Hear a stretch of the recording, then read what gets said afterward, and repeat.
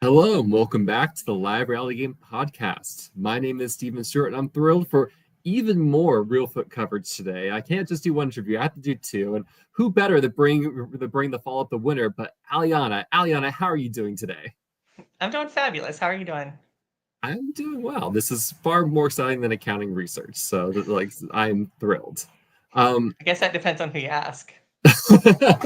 I mean, I can talk a lot about tax, but boy, there's not a lot of people who want to hear me go off about that. It is banned from all family conversations. I've achieved that much. It's a fair point. How have you been since the season ended?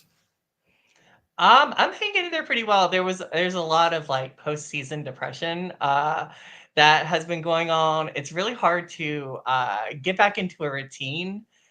I took some time off of work even after I got back because I just couldn't get out of bed. And I know that sounds like really like overly dramatic, but it's somebody described it as like summer camp. Yeah. You're there with people that have very similar interests, and in my personal life, like nobody's a Survivor nerd like me. Nobody would do anything as absolutely insane as what I did. So it was sad. Like I was very sad. I missed my Reelfoot family so much. But I'm slowly getting back into a routine. So I'm going back to work. So I take it the experience and the intensity of it was a big surprise for you. Absolutely. I never saw an episode. I had no idea what I was getting into. I'm a big Survivor fan, but I kept saying like I need to watch this, but it got to the point where it was kind of comical that I had never seen it. So I was like, I'm just gonna keep rolling with this. I wish I would have, because but then again, I probably would have scared myself to death. So I guess it was good that I didn't see anything. So I guess you've watched you're a huge Survivor fan. You watch Survivor, and I feel like going out and playing a game like this can sometimes change your understanding of the show. Like I guess when you watch Survivor next, like, do you think there's gonna be something different in how you perceive the players or the elements or their experience? I consider myself a really strategic person in these kind of elements and games. To be clear, this was my very first live game I've ever Are you played. sure?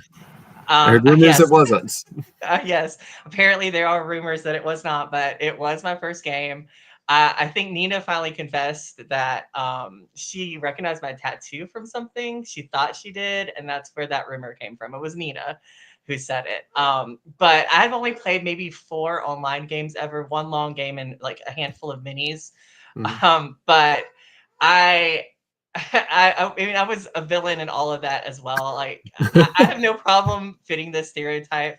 I was asked to play in a heroes versus villains game online one time, and of course, I was on the villains tribe. Um, and so I know who I am, and I know what niche I fit. So I guess going back to the question, do you think having played like a 8 day long game is going to change your understanding or take away from the show? Yeah, so one of the things that I guess realistically I wish I would have known going in is to play it up to the camera a little bit more, which I think people are going to be like, what the hell are you talking about? You were like super devious into the camera. But when I watch Survivor, I kind of feel like there's that fourth wall and you don't want to break that fourth wall. So I was trying to ignore the camera as much as possible. And even in confessionals, like just kind of like, talking to the camera when I could have totally played it up even more. And so if I ever get the opportunity to play a game like this again, absolutely watch out because there's confessionals and I'm going to be way more crazy in the camera. So we don't get to see you turn the camera and roll your eyes if someone says something. Oh, you still get to see that. Yeah, you get to see that for sure, but there will be more. So how did you discover Surviving Reelfoot, and what led you to even want to apply? So one of the long games that I played, or the only long game I ever played online, there were actually 2 that I know of past contestants on the show, Kiri from last season, and then Michael O'Rear. And Michael O'Rear and I were like ride or dies in the long game. He was actually my demise. He didn't vote me out, but like we were shit starters and chaos makers together. And so one of us took the hit. It was me. I voted out Kiri's best friend in the game, and then she immediately turned me on me, which rightfully so. I was a monster, so it was really reasonable. But anyway, so I was already friends with them on Facebook, and then Kiri started posting when their season came out. She started posting like clips of what she did. I was like, what is this? Like, what are you even doing? And so I was kind of in her inbox, like, what is this? Like, tell me about it. You should apply. You should apply. And I listened to her like a dumbass, and I applied. But do you have regrets doing this? No, I don't have any regrets. No. We'll get to it. There's probably gameplay regrets, Yeah, but there are no but regrets not for going out the there and game. having the experience. No, I can't wait to do it again. Trinica would like to inform you that you played it up to the camera amazingly well. So I think Well, I think tell you gave some Trinica confidence. that I can do better. So if you come back, you're promising. I've been practicing my like man, like some evil things, but maybe I'll be a hero next time. You never know. So you see Kiri play. You see Kiri play Reelfoot. Kiri says, "Apply, apply, apply." You go ahead and do so. Do you do any research? You just throw in an application and see what happens. I just threw out an application. I was like, I never in my wildest dreams thought I was gonna get cast. And even after, I was surprised to even get an interview. I know it was like, Kiri did tell me it was like very competitive and like, don't get upset if they don't even want to reach out to you. There's like, I think I found out it was over 120 applications, or maybe 120 interviews. I can't even remember, but it was a lot. And I knew that, my selling point was my gender identity. I knew that was probably something that was going to be different or new, which I've been trying to sell to CBS for Survivor for like 5 years now. They ain't biting it. But I did no research. And I swear to you, I know there's at least one person on the casting group that was not in my corner. I love him to death, but Pete, I know Pete was not like, put her in, she can do this, because he kept checking up on me like, are you sure you can do this? Like, you're really outside, there's snakes, there's bugs.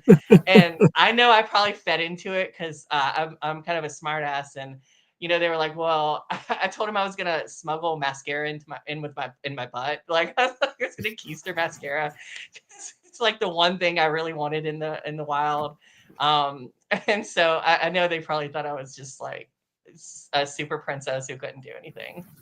Do you have like outdoor camping or survival experience at all? I'd never spent the day outside. I hate being outside. I'm learning to like it more now, but all my friends will tell you that I don't even walk from the house to the car. That's too much outside for me. I live in South Carolina. It is so hot here. It's like 100 degrees today. I don't like to sweat. I don't like any bugs. I hate getting dirty. Before I went out, I was like, can you please tell me what my tribe color is? I want to get a manicure with my tribe color nails. And they were like, your nails are going to get ruined within 24 hours. I was like, well, you don't know gel polish. It's going to be okay. And then I stupidly picked purple because I was trying to manifest purple, and I ended up on orange. And I was like, they're going to think I'm a traitor. I guess you could do like one hand either color or like alternate it every other. Okay, but the problem is that orange and purple are Clemson colors, and I'm a Gamecock. I'm an alum of USC. I can't walk around with Clemson colors on my hands. The problem with And I USC don't is even like football. I don't even like it. But listen, this is South Carolina. I know better. At least Jessica and Jay West are confirming that Pete also constantly like said, "Hey, are you ready? Do you know what you're getting into? Here's some snake photos." There was one point I said, Pete, what do you think? I can't do it? He was like, no, I'm not saying that. No. I said, I'm not a princess, Pete. I can do anything. So And I did. I survived. You did. So how did you did you do any prep or training before coming to the game? So I did buy a flint from the Walmart, and it is still in the package. But you bought it. I had full intentions of learning how to do it, but quite honestly, like I do in most of my life, I just I ask men to do things that I need them to do. So I knew there was probably some macho guy that was going to be like, I'm going to be the fire maker. So I was like, I'm just going to let somebody else do that. So I didn't do any clearly any kind of like physical training. I did get a gym membership back in January. I was like, this is it. I'm going to run a mile by the end of January. And like, I I don't even think I walked a mile. Like I don't like any of that world. But what I did do is I read a book about body language because so my career, my job, like I interview people all the time. And I have to know when people are bullshitting me or being honest, or like I have to like monitor behavior change and make sure that people are truly making a true effort. So I read this book about body language, and we'll talk about it, but this is Colby's demise right here. This is what got him. Not the cryptics? The Colby's kryptonite also got him too, but yes. I think Colby likes idols and managers who doesn't, so that him having the cryptics would be, I think, just colored his game from there on. That was his defining moment, yes. So the time for the game arises. You fly out to Tennessee. You probably ride in a car some people to the game. You're put in a room to wait. Who did you meet in those initial encounters, or see in those initial encounters? Yeah, so my plane actually got in like at 9:30 in the morning, and I was with Parker from production, and we ended up spending like 6 hours together alone. We went to Cracker Barrel. We went like we just like drove me around the airport like in loops, and I was able to like cut up with him and talk to him. And I think because on the cast assessment, he was like, "She's really sarcastic." That is like that's just my personality. That's how I communicate with people. It's all with love, but I am a very sarcastic person. But he was like, "All right, we're gonna pick some people up," and I was like, "Oh, are they hot?" Like that was the first. Anybody good looking? Like, that was my first. Is that your question. criteria for making an alliance? It is my first inquiry when somebody brings up a boy. Yes, I'm like, "Oh, is he cute?" Like, yeah, that is what I ask. Absolutely. And he was like, "Yeah, not too bad." I was like, "Oh yeah, this is gonna be good." So I don't remember who we picked up first, but I think it was Trav. And we pull up and I'm like, "Oh yeah, he's cute. We got this. Like this is good." And he gets in the car, and then we do some more circles, and then we pick up Rob, and I'm like, "Oh my god, like I'm cuddling with all these men." And then we get Isaiah, and it was like, check, check, check. This car is lit. These are the people I want to play with. And they were all in purple, so it didn't work out that way. But I will say, Steven, everything I did in this game from start to finish was calculated. It was all strategic in some way, including the car ride. Like I was playing the game on the plane because in my mind, I flew in from Atlanta, and I knew that they were going to try to pick us all up in like groups, clusters of people that arrived similarly. And I was like, there might be somebody on this plane that's playing Reelfoot. Like I'm going to be in the game from the moment I step off this plane or even on the plane. And so in the car, I was very like calculated in what I was saying. We talked a lot about Survivor. And I the first thing I let slip that I was like, I can't be myself right now, is that Abby Maria is one of my favorite players. And I was like, I know they're going to think like, if they're Survivor fans, they're going to think like I'm painting a picture of myself at this point. Mm-hmm. But they were kind of giving some hints. Rob mentioned that he had gone to the Beyonce concert the night before. So I was like, okay, family. And I actually still have my phone, so I Googled where was Beyonce the night before, and I saw that she was in New Jersey, so I knew he was from that kind of area. He's from New York, so I guess he went down. And Isaiah was throwing out some like LGBT related things. Trav was talking about like discrimination, like racial discrimination. So I was like, these could be people that like I could really work with in this game. Of course, like I said, it didn't work out that way, and they were all purple. I kept waiting. I was like on the deck, like, who's coming out next? You Like, got to gotta be reunite one with of the some of people them from my later. car. Kinda. I never really got to work with Trav, but I think he was the one I wanted to work with the most. I think probably I don't know. I don't know. I kind of was digging him. I thought we would probably work well together. In my sequester room was Chad and Geraldine, and Chad had these Oreos, and I'm sorry, Chad, but they were awful. But I was like, yeah, I'll eat an Oreo, sure. Like I heard Rob say that they were giving them snacks. Nobody gave us snacks. We were like the forgotten room. We didn't even know we were the last ones outside, basically. Like nobody even told us that we were even leaving. But I was like, yeah, I'll eat an Oreo. It's good. Like, what kind of Oreo was it? It was a chocolate covered salted pretzel. I really don't like sweets that much, which is why I was not mad about missing out on the candy jar thing. But of course, like I was gonna do anything to assimilate myself with these people. We couldn't really talk too much. But I was like, Geraldine didn't have her glasses case. And I was like, here, I have sunglass case. Here, take mine. It was like $100 Kate Spade case. And I was like, I don't want to give this to her. But everything I was doing was strategic. I was like, I need to try to start winning people over. Mm-hmm. And so the game begins. You find yourself on the orange tribe, the Nada tribe, not the purple tribe, unfortunately. Looking around your tribe, any initial first impressions? Yes, the first thing I noticed is that we have 5 guys and 4 girls, and I kept waiting for a 5th girl to come out because I was like, "All right, they're not gonna like, why would they make this uneven? 18 is a weird number. Like, it's like gender lines aren't fair because like clearly the guys could gang up on each other together and vote us out." So that was the first thing I noticed, and then I kind of locked eyes with Allison, and I was like, "Oh, she's got cool bangs. Like, she's like." She's really cool. She's really cute. I was enamored with her immediately. And I think our last one to walk out was Armdrew. And of course I'm like, thank God. You know, like not that everyone else wasn't attractive, but I was like, I mean, I had Trav and Rob and Isaiah in my car, and I'm over here like, where are those boys? You know, and then Armdrew walks out, and I was like, okay, good. We got some eye candy. Colby's too young for me, and Jay West, I love him to death, but we'll get to him. We'll get to him. We definitely will. Something I've asked other people, but was there anyone you recognize in the cast going into this? No, so naively, and this is what I think was probably my biggest demise in the game, but naively, I didn't even consider that people might have played with one another or known each other like in a different environment.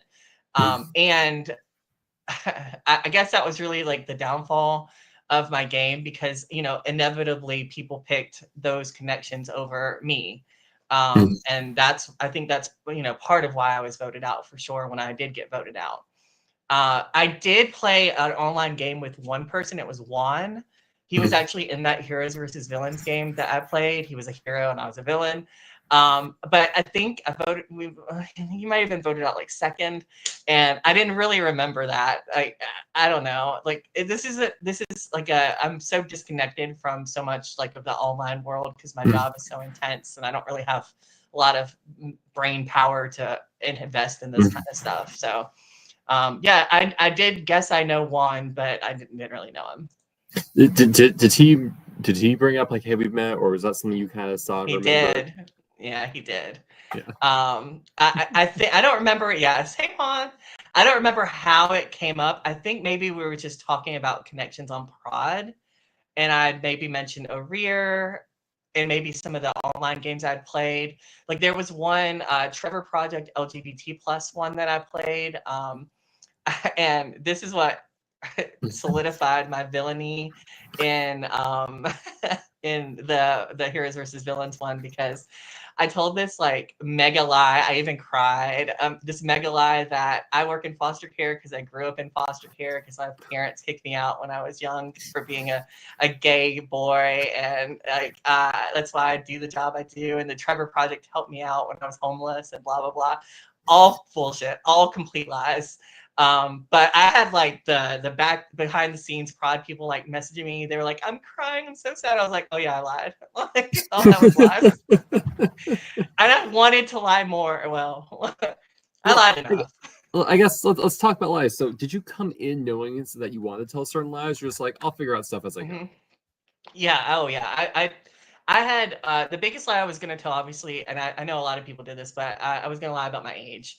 I had asked before I left, like, am I the oldest player? Like, cause like, I don't know. I really didn't have any research in knowing what kind of like gamut of people apply for these kind of things or get cast. But being 38, I was like, oh, I could be probably like 34, 33. I was picking up like what year I was born, what year I graduated, what year I would have gone to college. Like I had planned all that stuff out. And then within our first like 15 minutes of being there, we went around in a circle. We talked about our ages and stuff. And I was the last one to go. purposely the last one to go, but Jess told us her age, and Chad and Deb, and Deb lied about hers, and we knew she lied about hers because somebody was in the room with her when medical came in, whether it's sequester, and so they overheard her. It was Jess. They overheard her year that she was born, and so we already knew she was lying. But that speaks to the pressures of a game like this, is that, and Rob lied about his age. I don't know that he's ever talked about this, but he told me he was 38. And I found out later, of course, that he's 44. So, and I don't know that that was like a Freudian thing. I don't know if he intended to do that. I'm sure we could ask him at some point, but yeah, he definitely said he was 38. So like I said, the trope of the older, especially the older woman, it could be the kiss of death. I was the oldest male in a cast once. I was like, this is really weird. Yes, you feel like the senior citizen. And I'm already like, Steven, I don't have anything to offer these people. I am not physically fit. I'm fat. I'm like a snarky bitch. I like, the only thing I can offer is like wit and humor, and That goes a long way. Yeah, well, but then again, it could go bad. Like some people, well, maybe I've grown up my whole, like, since I was like 17 in the LGBT world, and we read each other. Like that is, like drag queens. Like that's what we do. Like, we kind of cut each other down, but it's all in good humor. So, like, I guess it's just kind of ingrained of who I am, and I did it out there, and I was like, oh great, like some people are gonna really get offended by this. But I heard Trinica said in the cast assessment they thought I was hilarious. So. Thank goodness. Hey, production was your fan at the very least. Yeah, I think so. So immediately you get thrown into a very long and arduous reward challenge to start with. How is this for you as a welcome to the game? Before we even knew each other's names, they did this to us. Like we didn't even have a chance to introduce ourselves yet. They like we weren't able to really communicate. So this is the only time in the game that I was like, I'm gonna quit. This isn't for me. I don't want to do this. I'm not a runner. Like I clearly I'm not a physical person. Like I don't enjoy that aspect of things. It was already hot in the day. I thought it was looking cute, and now you're making me run, like, I don't know how much we ran, but maybe like 3 miles, which I have never done in my entire life. I can't even run a mile. So yeah, it was really, really frustrating. There was, like I said, there was mentally sometimes I was like, why am I doing this? I could be getting hammered in a gay bar right now. Like, what am I, like, why am I here? But I just kept like, you can do this. You sign up for this. You spent money on this. Like, shut up and just do it. I did kind of like, I did do some devious things even in that first challenge. For example, Deb was kind of sometimes in the back of the group when we were running, and I'm like, oh, I'll run beside Deb. Oh, Deb, I'm not gonna leave you. Like, I'll run with you the whole time. Like, let's jog together. But that was for me because I wanted to be seen like the cheerleader trying to help her, but I don't want to run anymore either. And then there was one point where everybody but she and I were there at like the station that we had checked in, and like I just left her in the dust. So I was like, I'm not gonna let her beat me here. So I'm just gonna go. So it's a close challenge, but the Purple Tribe Kanani wins. They get the better campsite. They get a chair and a hammock. But you end up, but that's not the end of the world. It's a reward challenge. You go a to chair and a hammock. You get if I had known that's what we were battling for, I would have just been like, keep the damn thing. Like, let's keep our energy. Why are we running like this?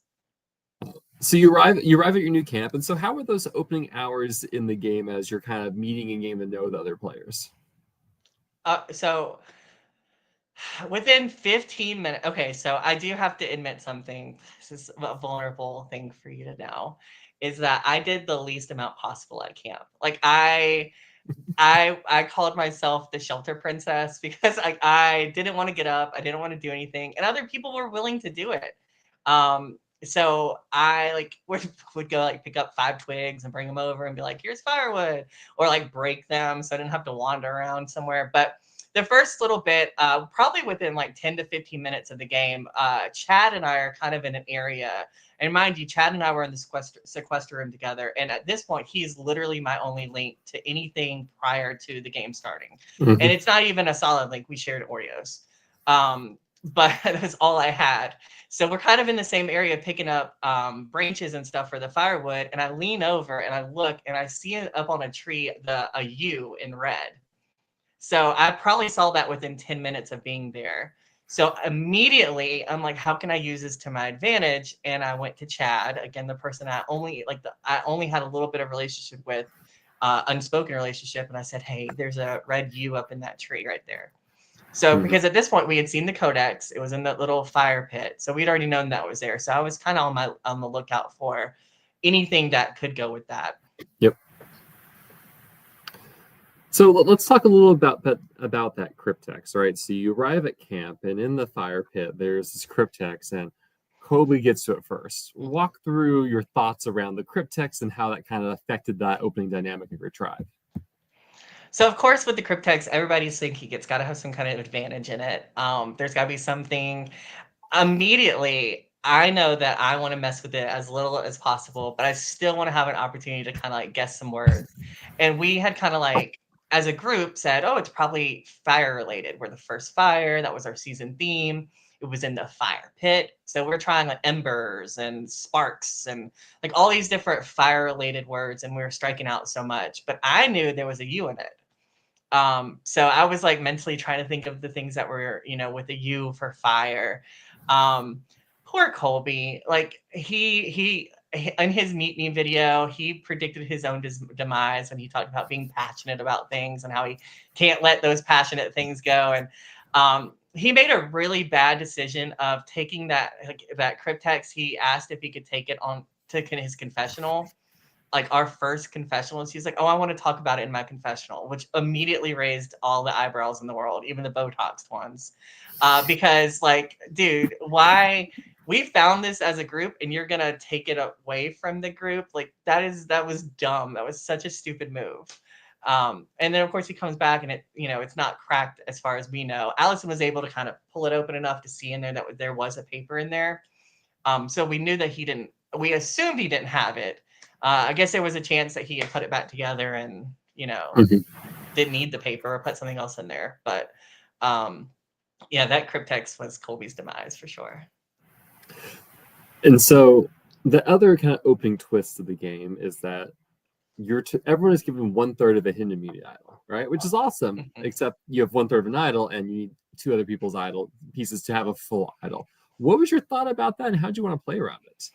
So my naive ass was like, and this is what I was thinking, and this is my mistake for thinking that other people were going to think like me, like, screw these people. I'm not giving up my bead. This won't come into play. Like, who would be stupid enough to give up a bead so that somebody else could possibly be safe? At the very beginning, I was like, these aren't even going to come into play. Like, this is dumb. Like, this is a dumb twist. There's got to be something else out here. And I've since told production that I thought it was great because it really did turn out to be a really good twist. But like me mentally, like I am not putting someone else in front of me in a game. Like, if I'm not safe, why would I let you be safe? Because that just means that I could be the target over you because you're safe. So were you actively searching for potential other idols advantages in the course? The entire game. I know we'll get to it, but when we got to the merge feast, I was the last one to sit down because I was like surveying the entire thing. There was this like utensil holder at the end, and I was like, it's probably in there because it was like a place for like a scroll. I was looking in the pasta because I was like, oh, the pasta's tan. It could be like a tan scroll in there.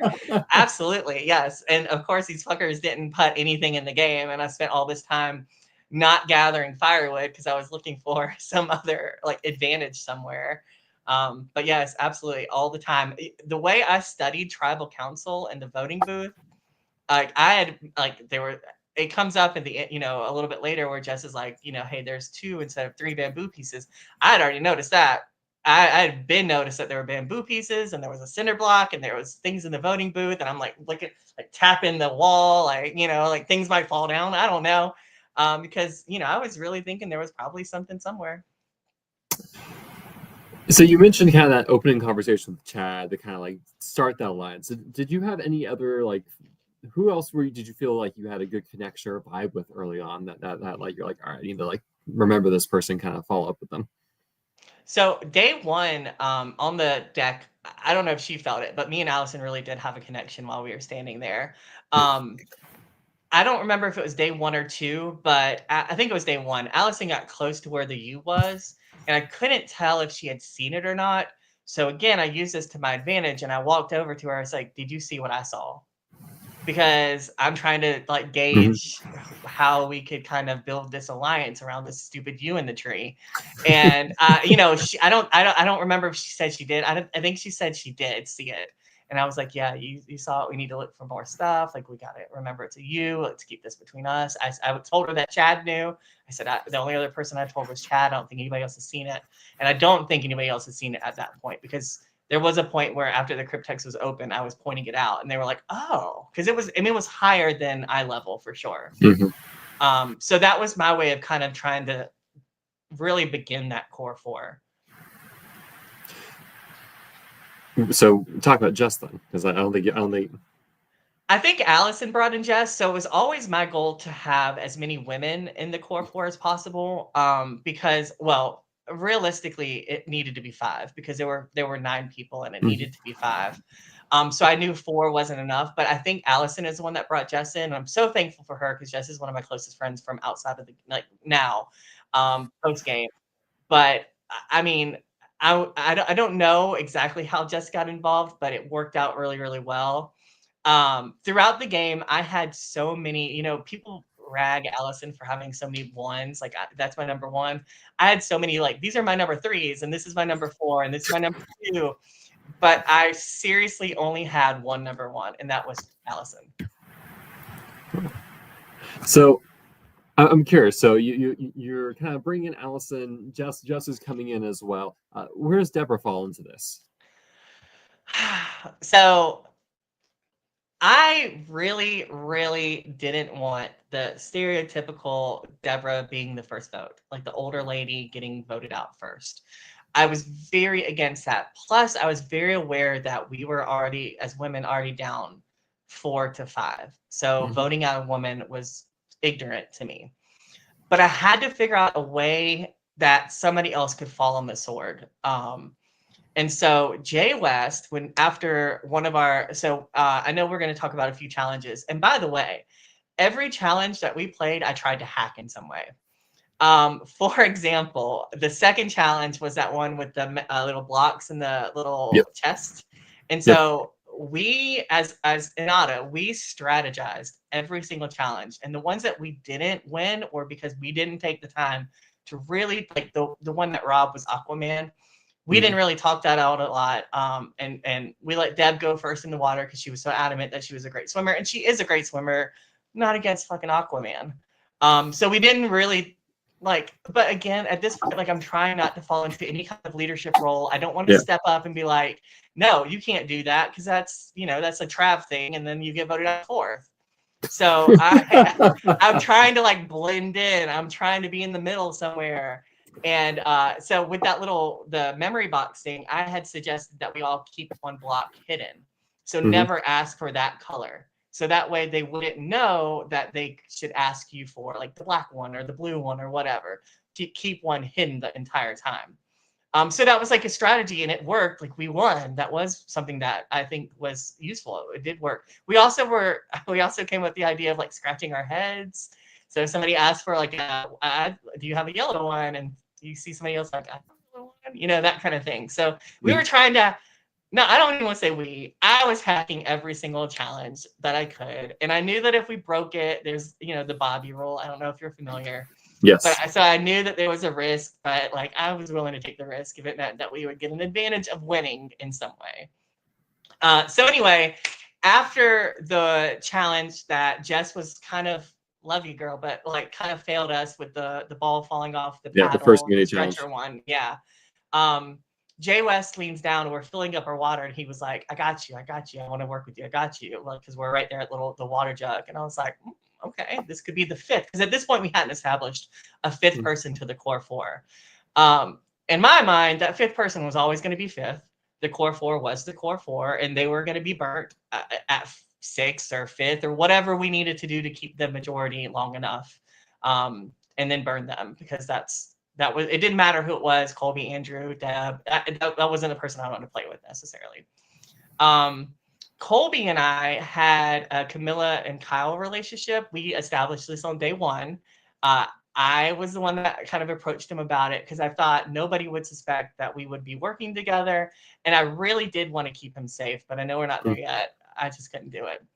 But anyway, Deb kind of comes into play because Jay West makes the awful mistake of getting into a solid 5 and feeling comfortable. And we could have slept so soundly that night. But his dumbass gets up and runs his mouth to everybody he can. He like was talking to Juan. I guess he was talking to Andrew at night. I slept. I like my sleep. I guess it's part of being 38 because I was just gonna sleep. I also had brought in some sleeping pills to help me sleep.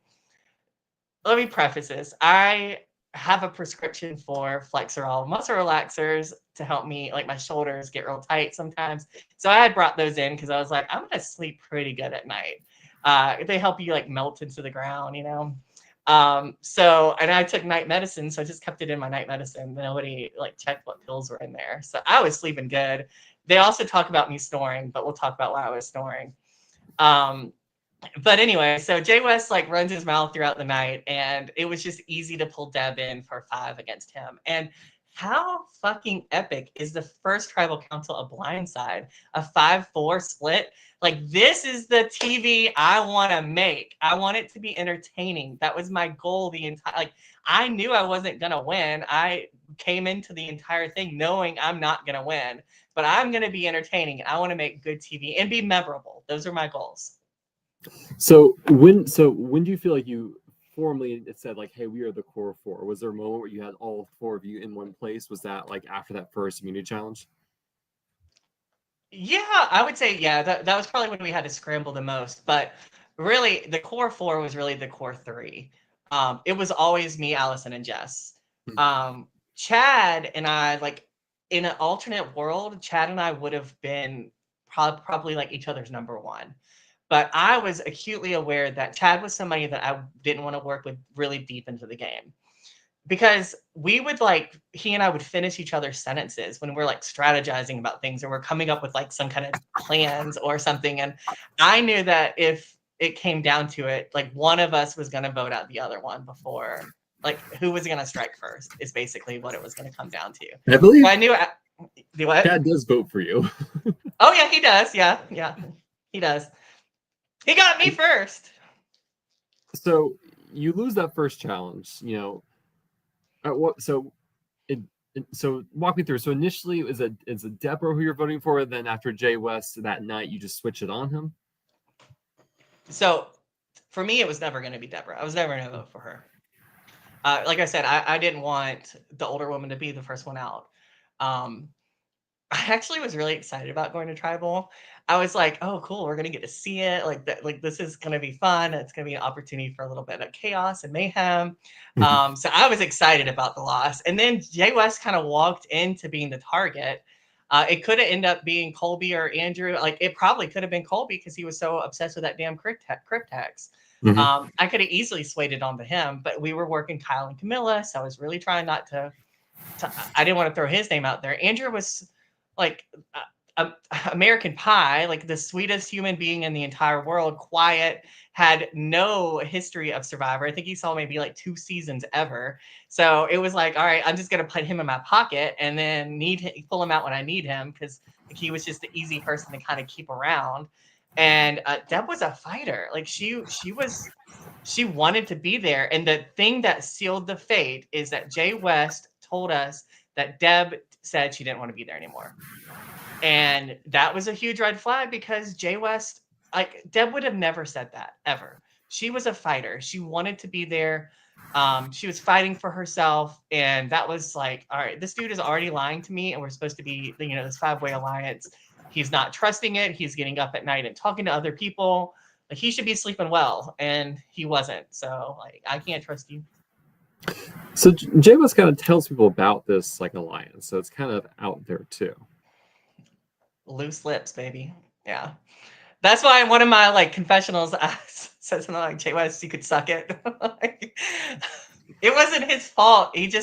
He talked too much, and he knows this. Like this is something that he knows about himself. I am sure he never wanted to be in that alliance, but he sure did fake it well. Um, but you know, and I kept wondering. Quite honestly, I kept wondering why are they not banding together and voting for the four of us? Like there's five of them. Why is this not happening? They could have swung Deb easily to their side, and then it would have been 5-4. But I don't know. Maybe they weren't strategizing or thinking about it like that deeply. I really don't know. Or maybe Jay West really did feel comfortable enough with the four of us to think that he didn't need to do anything. But you see how that worked out. So Never I'm get curious. comfortable. So I'm curious because like if Jay West is the fifth, I don't feel like once Jay West is out, I don't feel like you ever bring in a true fifth. No, of course not. That was never the goal. No. Yeah. So our goal, and I mean, I can't say our goal. This is my goal. This is my thought. And it worked out exactly how I planned it, is that I wanted to have a fifth, but they weren't really truly in the alliance. It ended up being Jay West, but then it switched to Deb. And then I wanted to play a fluid game. I said this multiple, I don't know why people didn't clock this. I said this multiple times, how I wanted to play like fluid votes. I didn't like, I mean, I know I did alliances because you have to when you're in such a small group, but I didn't want to play like that. I wanted to be like voting blocks and fluid gameplay. And I'd said that so many times. So in my mind, it's like, okay, well, we use Deb for this vote for the first vote. And then it could either be 4-4 or we can keep her around and vote out the next person. Then it doesn't matter what we do. Or again, I don't know why they didn't get four people together and vote. We do 4-4. I have no idea why that never happened. If we were such an obvious core four, like why didn't y'all do nothing about it? So Jay West says, I thought Allison was my number, and we had Juan and Andrew outside the lines. That's why Deb had to be first for my game, but Allison just played me lol. Yes, and what I don't think Jay West knows is that Allison, Juan, and I had a final three, and we also had a final four with Andrew. Yeah. So that would have never happened. He sends you his love, but he was not worried about you. Okay, I want to talk about why Jay West says my game is messy, and I heard him say that in his interview. Okay, from the outside looking in, I can respect that he might think my game was messy, but my game was not messy. Every single thing I did was very calculated, and if the messy comes from like the chaos that I created, baby, that was for TV. I was in a solid alliance. I didn't have to worry about being voted out. It didn't really matter what kind of shit I stirred up because the core four was strong. And it gave me the opportunity to play as a villain and as the person I wanted to play like, which was a goal of mine. So you leave us with a great first tribal council. It's a 5-4 split. Jay West goes out. You then win the next mini challenge, Hot Pursuits, and then you have where you toss the beanbags on the floating platform challenge. And unfortunately, this does not go your way. So you're going back to tribal council. Where are things at? So Deb gave a good showing in that challenge. And so while it was like a perceived easy vote out for that one, I was like, she's still killing it. Do I really want to cut her so soon? But realistically, as good as she was doing, there was no way that we could vote out. Couldn't vote out my core four, and I couldn't vote out Colby, Juan, or Andrew. They were way too strong in anything that we did. They were well rounded. To Colby's detriment, he was too well rounded. And there was really no other options. And I felt really bad at that tribal, but not enough to actually really cry. I did fake cry at the tribal. I think at that point I was so, and she knows this. She does know this. I did confess it to her, but at this point I think I was already feeling very dehydrated. That is something that I don't think that, and I know Brandon had a lot of medical things with being dehydrated, but I don't think that's something that people talk about enough. Is that the water is disgusting. Our little like canteen was full of like microplastics and it tasted awful. And then you leave it in the sun and it gets hot and it gets like even worse tasting. And I drink water at home. That's all I drink. But I put lemon juice in it because I'm a bougie bitch. And so just straight up hot water. I mean, talking like bathtub water. I really struggled drinking it. And there were points that I I'm positive I was very dehydrated. Like I couldn't stand up without getting kind of dizzy and Mhm. lightheaded. There were points where I was like kind of like woozy walking around. And I hope the tribe, I would be like, water break, like drink water, everybody, because I needed to remind myself to drink water because it was so nasty. Because Um, I especially feel for games where you're not eating, all I'm doing is just drinking water instead, because you're just like, So the food thing, I was worried the food was gonna bother me because I'm a big girl and I like to eat, but I was really proud of how I did with the food situation. Again, all strategic moves, but when we would make rice, there would sometimes be enough for seconds, and I would never take seconds. I think it took seconds one time because I'm trying to kiss their ass basically because like I need these people to like me. Like, oh no, you need it more than me. Eat your food, because that is what I needed to do. I thought, so I always gave my seconds to other people. So I think I had five, and I always describe this as palmfuls. Like it wasn't handfuls of rice, but like palmfuls of rice, like one bite and then half a ham sandwich because I think production felt so bad for our tribe. But I so will say, and I don't know if people have mentioned this yet, but I tried to negotiate multiple times for things. This I don't think this is this. I don't even know if they recorded these things. But so the first time I tried to negotiate, the Purple Tribe had won sandwiches and sodas, and we were really talking about how much we wanted a soda. And so I was like, "Hey, before they leave, can we negotiate with y'all?" And so we had already won the spices, and my thinking, they didn't know what spices that we had. So I was like, we'll give you 2 bags of spices if you'll give us 2 sodas. I thought that was a really good deal because, Mhm. instant gratification of a soda or like longevity of spices for your disgusting white rice. And what they didn't know is that I was going to give them half a bag of sugar and red pepper flakes and none of the good spices, because they didn't know what we had and what we didn't have, and they didn't know the quantity of how much we had. So um, they didn't take it though. They were greedy and wanted their sodas. And then there was one time I tried to negotiate with production. So production, they try not to interfere. They really don't. But there was one point where one of the productions was like, "We like the negotiations. Keep doing it." And I was like, "Okay," which I would have done anyway. Trust me, I would have done that anyway. But there was one point where I was like, can we like negotiate for? We're really hungry. Like we hadn't won any food except for that dry ass ham sandwich. At that point, we didn't want mayonnaise, but I could use some mustard. And um, I was like, "Can we get like a plate of food? Like, what can we do for a plate of food?" And they were like, "Well, we have this chicken and blah blah blah and all this food, and we'll give it to you for all of your rewards you've won." And at this point, we had the hammock, bow chairs, the spices, 2 blankets. Again, instant gratification of a plate of food that was probably going to make us shit in the woods more than we already were, or just keep the. And of course, we kept the stuff that we had. But that negotiation went on like 20 minutes because it was like, well, what if we give you 1 share and you give us this? Because we were really hungry. Even though I wasn't that hungry, I just thought this could be a win for my tribe. Like this is like they could appreciate what I'm doing for them, and even though they probably thought I was annoying. well, I'm saying it wasn't worth a cake for the chairs and blankets. Okay, but to be fair, that after we got that cake, they also gave it to us at Merge Feast, and it was delicious. But I didn't eat very much at the Merge Feast. We'll talk about it, I'm sure. But So when Deborah is voted out at your second tribal council, there seems to be a chance that Andrew won and Kobe. I think Kobe's pushing a lot to get it to be a 4-4 tie. Were you concerned at all of this, or were you concerned about an idol coming together? so I let me just say before, let me back up just a tiny bit. So I have warned my cast that what I say in this video, this interview, is that it's this game Allie again. This is not real life love you Allie, because I love my cast. I really, really do. But I was heartless in that voting booth. The things I said, I was like, please don't air this. I know they're going to air this eventually, but like I was so heartless. For example, one that I remember so well, Deb kept saying to us, "I'm not the weakest link. I'm not." She was pushing Jess because Jess had kind of messed up on that challenge.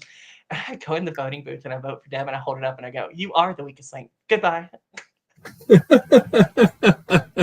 And there was like Beautiful. every single time I voted for somebody, I had some snarky, rude thing to say. So I know when the episodes come out, if they choose to air it, people are gonna be like, "What the hell's wrong with you? Why are you such a dick?" But again, I was there to make good TV. Like that was really my goal, be entertaining. But anyway, to your point, your question. So I really wanted to work with Colby. I did, but part of Colby's problem, in my opinion, and this is kind of like the reason me and Rob could not work together is that Mhm. Colby is an all around great person. He's good at everything. He's smart. He's good at puzzles. He's athletic. He's adorable. In 10 years, he will be a very beautiful man. I'm sorry, he's only 20 now.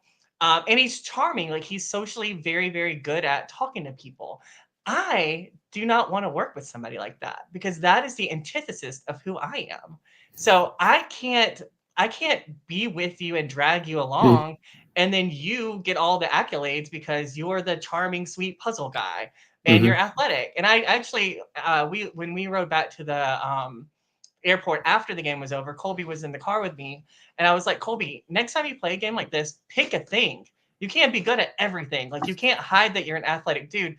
Be the dumb jock. Don't tell people you're an aerospace engineer. Like that, and that is your like kiss of death. You can't be good at everything. Same thing Mhm. with Rob. He's good at everything. I don't want to be around somebody who's good at everything. I want to be around people that I might could beat in some way. And I don't have physical prowess. The only thing I can do is be social.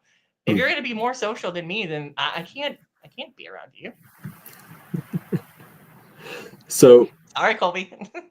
your next challenge is sumo at sea. Who do you match up against?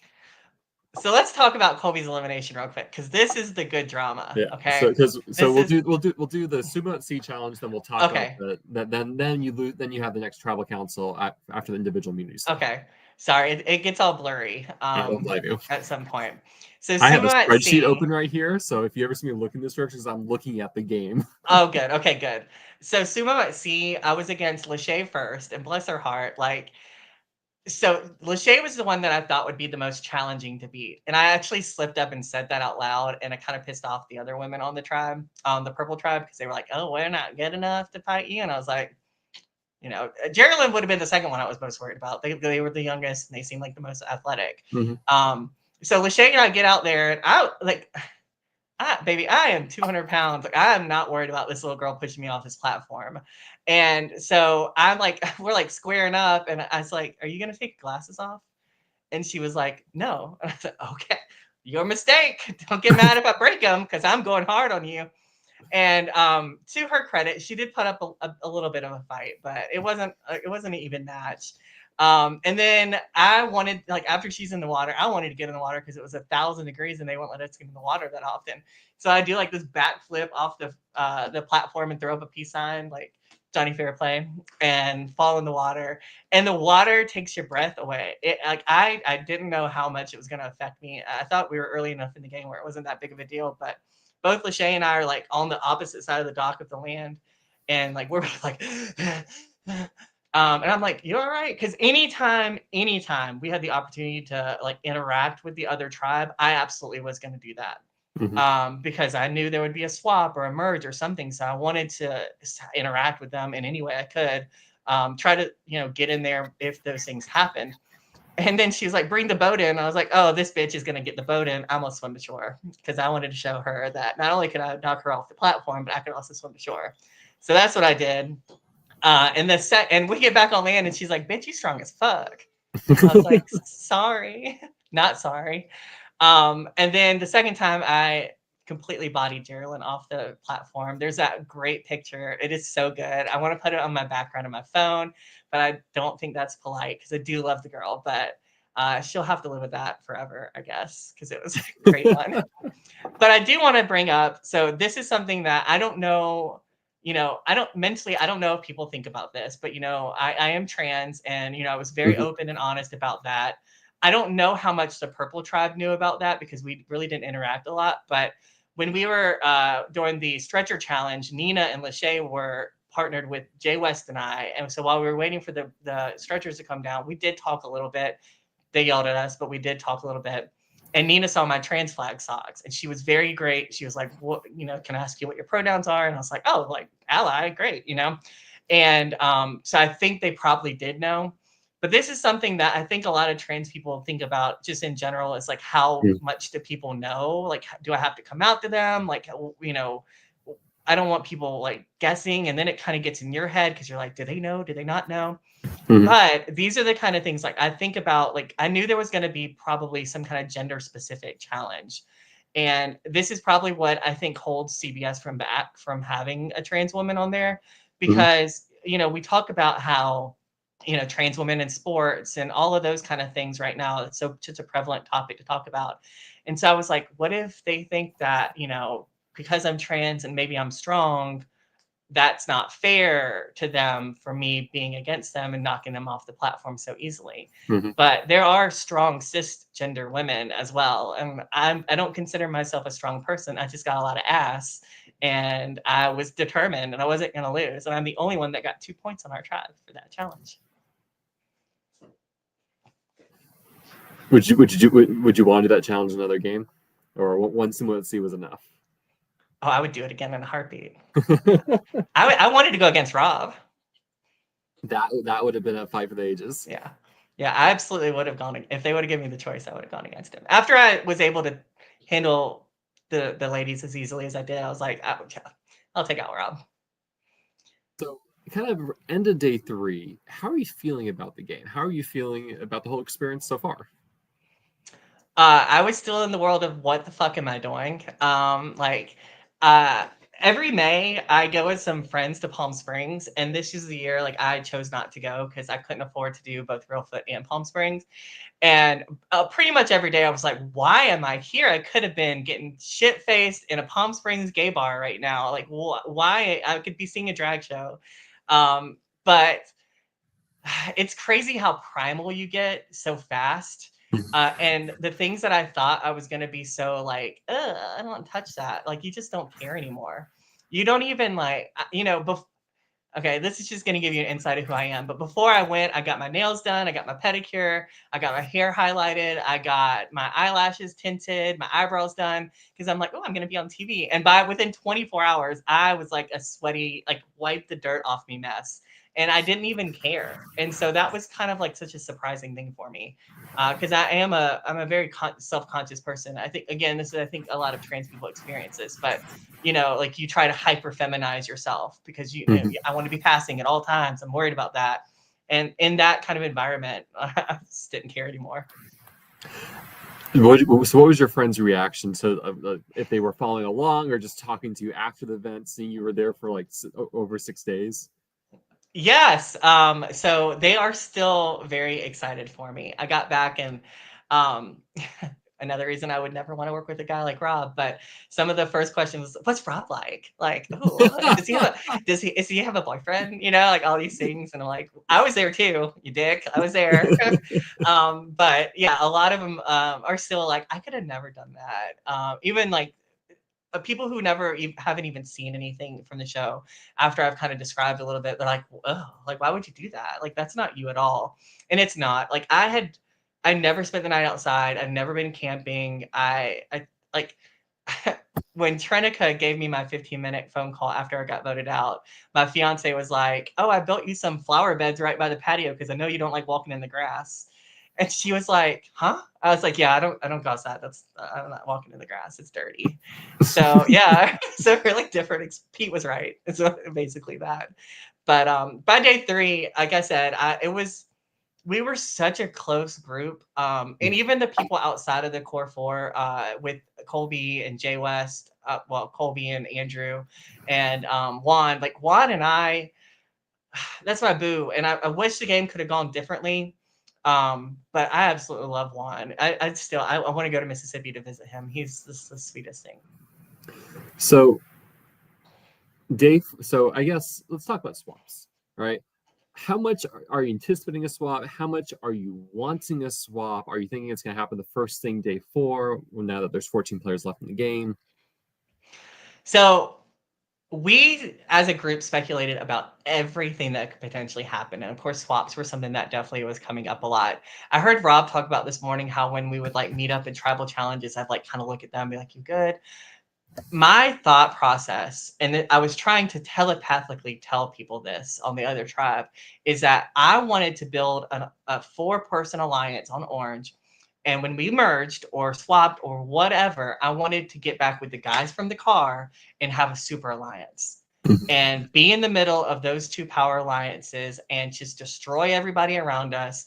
And then be in the position where I could have chose, like, depending on how well people were doing, chose which side to stay on. I wanted to be that middle key player. It didn't work out that way. Trav getting voted out 4th was like kind of like the, well, screw that idea. Even though I still kind of was holding out that maybe Rob and I could play together. But when we merged, it just couldn't happen. So day 4, you have this individual immunity challenge. Chad's going to win from your tribe in this counting challenge. Kobe's going to end up going home, but how's that come about? You said there's a bit of a story here. Okay, so again, they made me run. So overrunning at that point.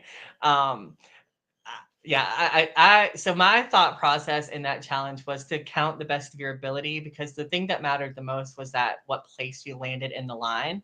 It was also, of course, how important, how average and how close you were to the actual number. But my thinking was nobody, like the things that we were counting were, in my opinion, quite difficult. Like I was going like cross-eyed, and you couldn't touch them, but you could basically put your hand in it. But then the other people were putting their hand in it. So it's just it was a lot.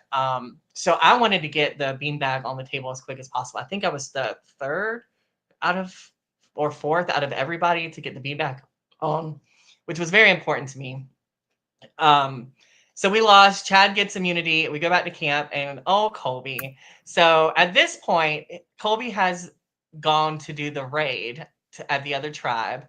And while he's gone, I guess, and again, you got to remember, I'm in this strategic mindset and I don't trust anybody. And although Colby and I were playing Kyle and Camilla, he was not a big factor in my game. I was going to try to keep him as safe as possible, as much as possible. But I didn't ever think that he really wanted to work with me. Colby is a hero. He's not a liar. And I am the opposite of that. And so I knew that he probably would like figure me out pretty quick. So he's away. He comes back and like he's able to solve the cryptex by himself, like away from everyone else. And he comes back and tells us this stupid bullshit story about how it's a piece of paper and he gets a candy jar. He solved it. He gets a jar of candy and he gets to share it with 3 other people. And like he can't produce this paper because he had to give it to production. And immediately I'm like, oh, he's not a good liar. And so this is where the book comes into play, because every time Colby would talk about it, he would put this smirk on his face. And it wasn't, I think he was genuinely happy about what he had done. Like he was like excited about solving it. Oh no. I was sure that the other tribe had given him the word, or he was over there and the other letters that we needed were on the other tribe, because at this point I had only known of 3 on our side. So I thought maybe the other 3 were on their side and he was able to kind of like trade off information. So I didn't believe him at all. It got to the point where I will say production did step in. They came and visited us that night and was like, y'all, Colby's, this is really what happened. It's not fair. We don't want to ruin Colby's game. And I'm glad they did that, because the way that was set up wasn't the way it was supposed to happen for him. And what I mean by that is that him going off and like giving the paper and all that to production behind the scenes, like at a confessional or wherever. I think he did it on his walk back or something like that. That really wasn't the intention of the cryptex. Now, at the same time, we as a tribe talked about it. Well, really the core 4, we talked about it and we did not agree that production should have done that, because Colby could have handled his situation completely differently. He could have figured out the word and opened it in front of all of us and then been able to produce this paper, and nobody would have doubted him because we could have all read the paper. Or like you said, he opens down on the walk, puts it back in, locks it, reopens it in front of everyone, right? But even that, honestly, I wouldn't have believed. I would have believed there was an idol or something in there, and the other thing was a jar of candy. Or there was a... He doesn't tell you he's reopened it. He's just like, oh, for the first time I've opened it. Look what's inside. Because there was, in my mind, there was so much speculation about what he learned from the other tribe. And there was also the thought in my head that the candy was just part of the raid. And him going there, that was part of like the reward of him being able to go to the other tribe. So it really didn't matter what he did necessarily, except for open it in front of us and us see it all real time right then and there. But he was so shady about it. And I couldn't save him at that point. So I guess he gets wins. I mean, he figures out that he's on the bottom and he's fighting for his life. And Chad's immune. Allison and Jess, I guess in his mind, are like best friends, and they're not going to vote for each other. And so he's like drilling me to vote with him, like vote with Andrew, Juan, and Colby. We could vote out Jess, is who he was pitching. I guess he knew that me and Allison were close. I don't know that he knew that Jess and I were so close at that point either. But that's who he was pitching. He really wanted Jess to go. And it got to the point where even when we were walking to tribal, I was, like I said, I was strategic about everything I did. Where I walked to tribal in the group was strategic. It was like, I'm not going to, if the core 4 is split up, like I'm going to make sure that I'm around somebody who isn't in the core 4. Yeah. Because then I can hear what they're saying, or, overhear anything. Or, if I need to talk to the core 4, then I'm going to stand and walk near them. So I'm towards the back because at this point, like I said, I ain't walking that fast at this point. And Colby's walking with me. And the word aggressive is not fair. He was fighting for his life. He really was. And he was doing it in front of everyone else. It wasn't a secret. And finally, I just wanted him to shut up. So I looked at him and I said, listen, when Parker asked me my question at Tribal Council, if I choose not to vote for you, and I will vote for Jess, I will put a number in my response to Parker. Okay? Because I was like, I want to hear what other people are saying at Tribal Council. So I was like, I'm going to put a number in how I say it. So I get to my question. And again, you got to remember, your mind is mush. This is what we kept calling it, a mushy mind. And so I had forgotten that I was supposed to put a number in my answer to Parker. And again, remember, everything I'm doing is calculated. So when Parker asked questions, I would stall. I would sit there for a minute and I would say something stupid like, Parker, that's a fabulous question. So I could have a little bit more time to think about what I'm going to say. And so I didn't say a number because I'd forgotten about it. And Colby kind of like looks at me and I said, 3. Just out of the blue, just said the number 3. And he's like at this point, he's like giddy because he, thinks I'm going to vote with him. And I did this twofold, threefold really. So yes, Jay West, I did this to be messy because I thought it would be hilarious. I knew I was never going to be on the bottom for this. I also did it because I wanted him to feel somewhat secure so that a bead situation didn't happen. Remember at this point, we had given all our beads to Chad. And the thing is, like, Chad thinks he's the mastermind behind that plan. And it was his plan to start with. But when people weren't biting, I immediately said, I'll do it. I was the first one to say, I'll do it. Chad is in my core 4. I'm going to get my bead back. I'm not going home on this. And no matter who goes home, we get an extra bead. And we know Chad has it. So what's the loss here? So I said, I'll do it. Allison was like, I'll do it. And then Jess said, I'll do it. And then everybody kind of felt like they had to do it too. So while we're at tribal, I say the number 3 because I was like, well, I want him to feel safe. All the meanwhile, I'm like looking at Juan and Andrew like, no, we're not going to do it. So because I was like looking at Juan saying like, no, we're good. So at this point, like I wanted my damn bead back. I was willing to do it, but I wanted my bead back. And so I was like, hey, I feel like there's 2 names out there right now. Let's just go ahead and give everybody their beads back except for those 2 names. I didn't say the 2 names, but they all knew it was Colby and Jess. So everybody got their bead back except for Colby and Jess. Again, I know Jess isn't going anywhere, but I wanted my bead back. The only 2 people who could have formed idol were Andrew and Juan. I wasn't giving over my bead. Colby didn't have his, so I knew we were covered there. Colby had told me something right before we went to tribal about Chad, about how Chad had said something like, he doesn't trust me. He's going to strike eventually, whatever. And so I'm kind of just sitting there like chilling, listen to other people's answers. The madness already kind of happened. And Parker says, does anybody have anything else to say? So I'm sitting there, I'm literally looking at the ground, and my mind is saying, do it, don't do it, do it, don't do it, do it, don't do it. So I decided, because I knew I was safe, to get up and start a live tribal council. I did it truly just for entertainment. At no point was I entertaining changing my vote or anything like that. So I walk over to Chad and I say in his ear, nothing you say is going to affect how I vote. But did you say you were coming for me or whatever? I think it was something like that, something that Colby had said to me. And he was like, no, I never said that. So I'm not done with the drama. So I stop at Jess and I stop at Allison. And I both are like, did you hear Chad say this? No. So go sit back down. And I don't know. I just thought that would be something to add to my resume, something to add to the entertainment factor. I thought it would be fun. And it was so much fun. Again, a little shit story. So Koba goes out in a resounding 6-1 vote.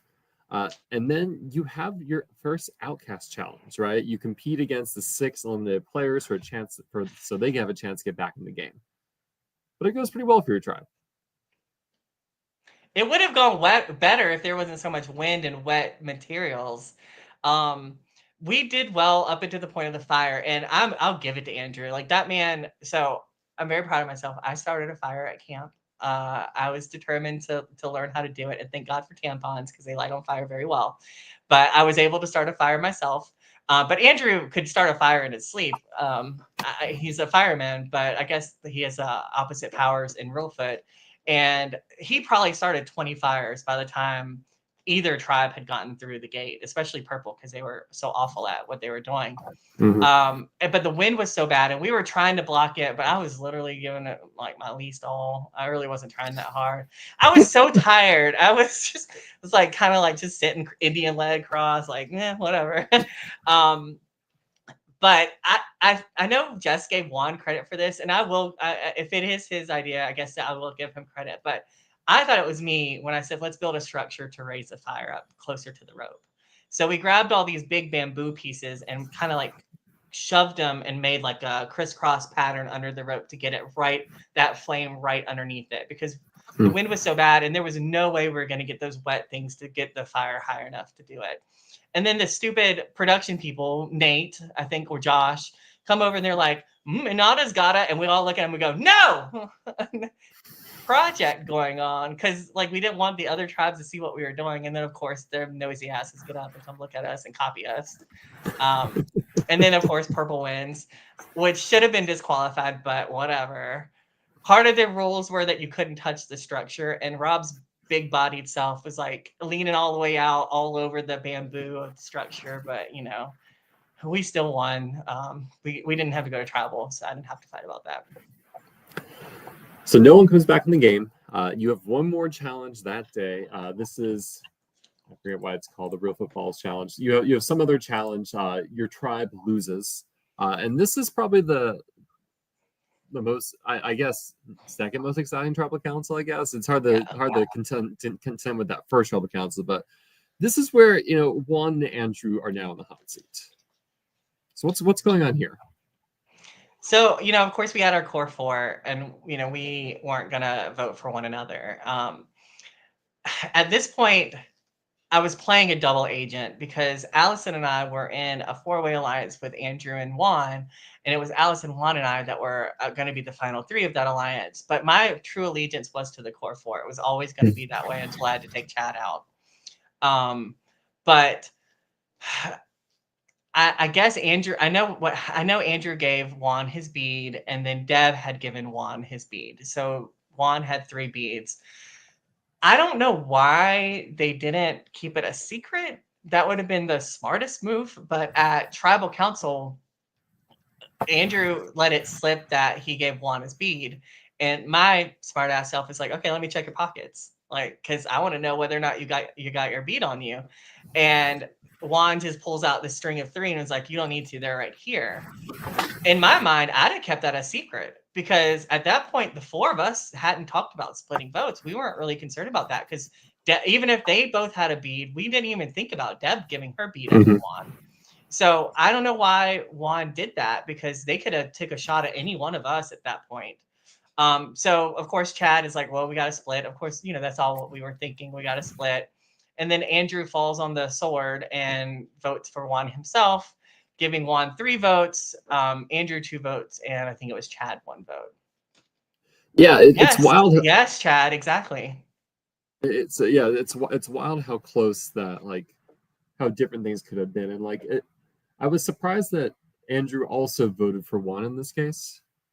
Yeah, Andrew didn't want to vote for Chad. He said that everybody else wanted it more than him. Mhm. So he thought everyone deserved to be there more than he did. So, and it was so sad because, my read on Juan was that we were kikiing in the shelter all the time. We got to the point where we were giggling and making fun of people so much. He and I. He was my that was my dream ally because we could talk shit about people together. But it got to the point where I was like, we gotta stop. We can't. We're laughing at people that are near us. We can't do this right now. Like I was like elbowed. I'm like, don't do it anymore. Also, I was acutely aware of people being aware of who you sleep next to. So Yeah. I try to shuffle around as much as possible. Like the first night I slept next to Chad, and to be fair, that was more of a comfort thing. He was the one I was most comfortable with. At one point, like I roll around a lot in my sleep, and I was like right next to him, and I was like, "Oh, that was the coldest night by far." And I Mhm. really wanted to cuddle him, but I didn't know I didn't know anything about Chad except for that 12 hours we were together. I was like, I don't think I can just cuddle a random person without consenting first. Mhm. And then like I slept next to Andrew one night. I slept next to Juan, Allison. Like we were like, but it got to the point where I was like, we can't be seen as the mean girls. We can be the mean girls, but we can't let people see us as the mean girls. So I wanted to play deep with Juan, but he was so untrustworthy. He didn't want to work with me. I think he did, but there was always this hesitation with him. And so Andrew was really going to be the vote that we were going to keep him around. That was our goal. We were really going to vote for Juan. Mhm. Um, and it was because we were talking long term, like who is going to be loyal come the merge. Yeah. And Andrew's lack of knowledge of the game, we thought maybe he wasn't going to understand like how to flip as well, or he just wasn't going to play as hard. Yeah. So we thought he could be loyal. So that's why we were going to keep Andrew around. And his arms. We wanted to look at his arms more.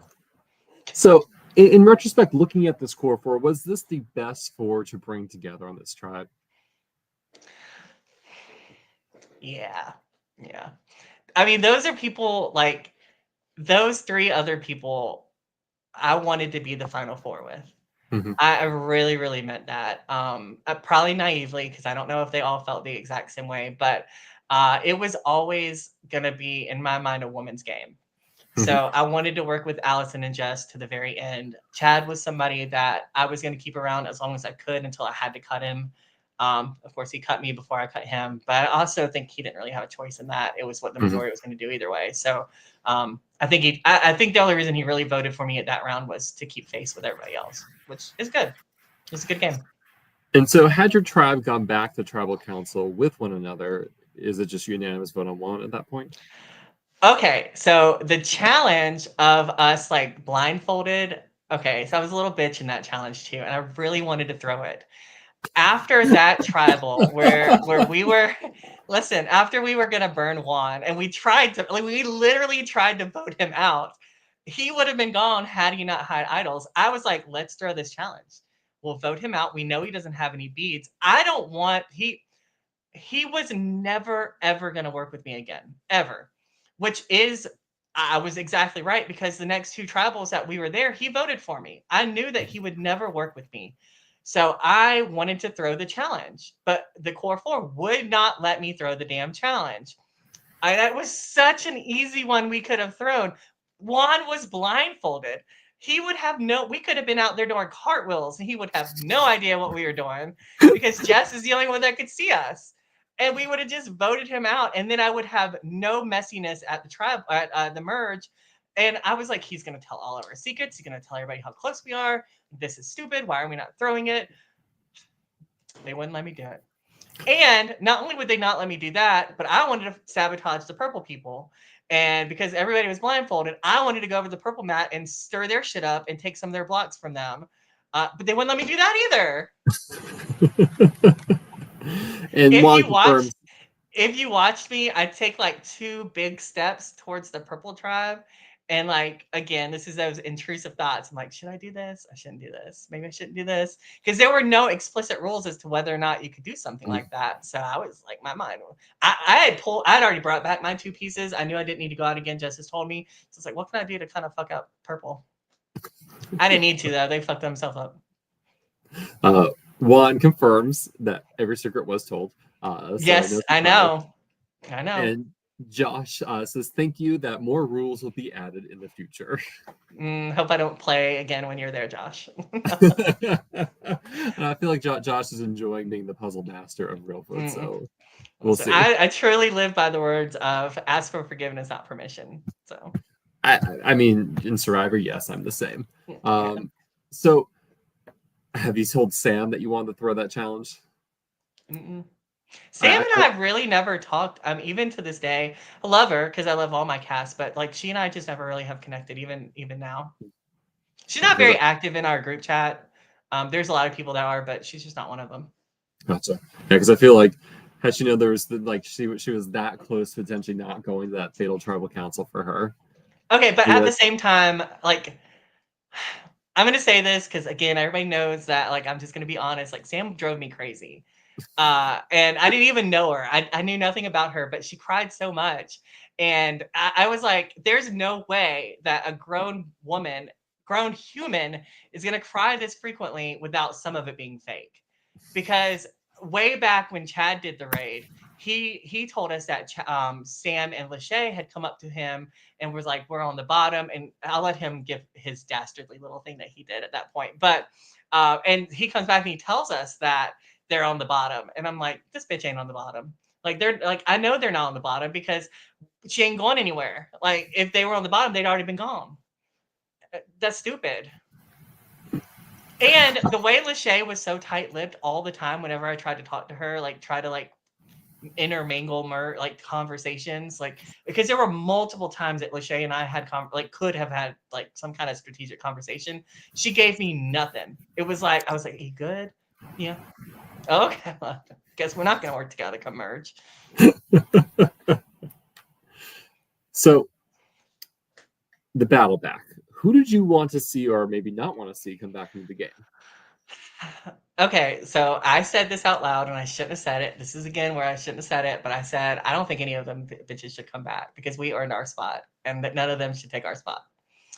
I know Nina did hear that I said that. It was not personal against Nina. I absolutely love Nina. She's the apple of my eye. Love that girl to death. But I didn't care who it was. I didn't want any of those bitches back in the game because my thinking is, okay, I had been trying to do outcast management. I really was. And I know that it seems crazy because I'm so cold, but like me fake crying when Deb was gone, total outcast management. I had to use my buff to like rub my eyes to try to get them to turn red because I could not muster any tears. And I'm a good fake crier. Like I can cry. But again, I was so dehydrated. The thing with Colby, again, this is like the third part of why I did what I did. I was hoping that maybe he would give me some credit and understand, even though I told him I would vote with him, I didn't. Like maybe that could help me if he came back in the game. With Andrew, like realistically, he would have been the best person to come back in the game because I thought maybe like I didn't burn him the worst. Like he kind of fell on the sword himself. And I didn't care about the purple people, but I really didn't want to be in the minority, which we ended up, of course, being in the minority.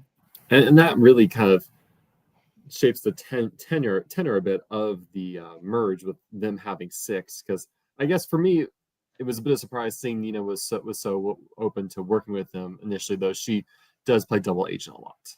Yes, yeah, I didn't know that at the time. But when Nina did come back, she was spilling all the tea. Like she was like a tea kettle overflowing, and like her tea was good.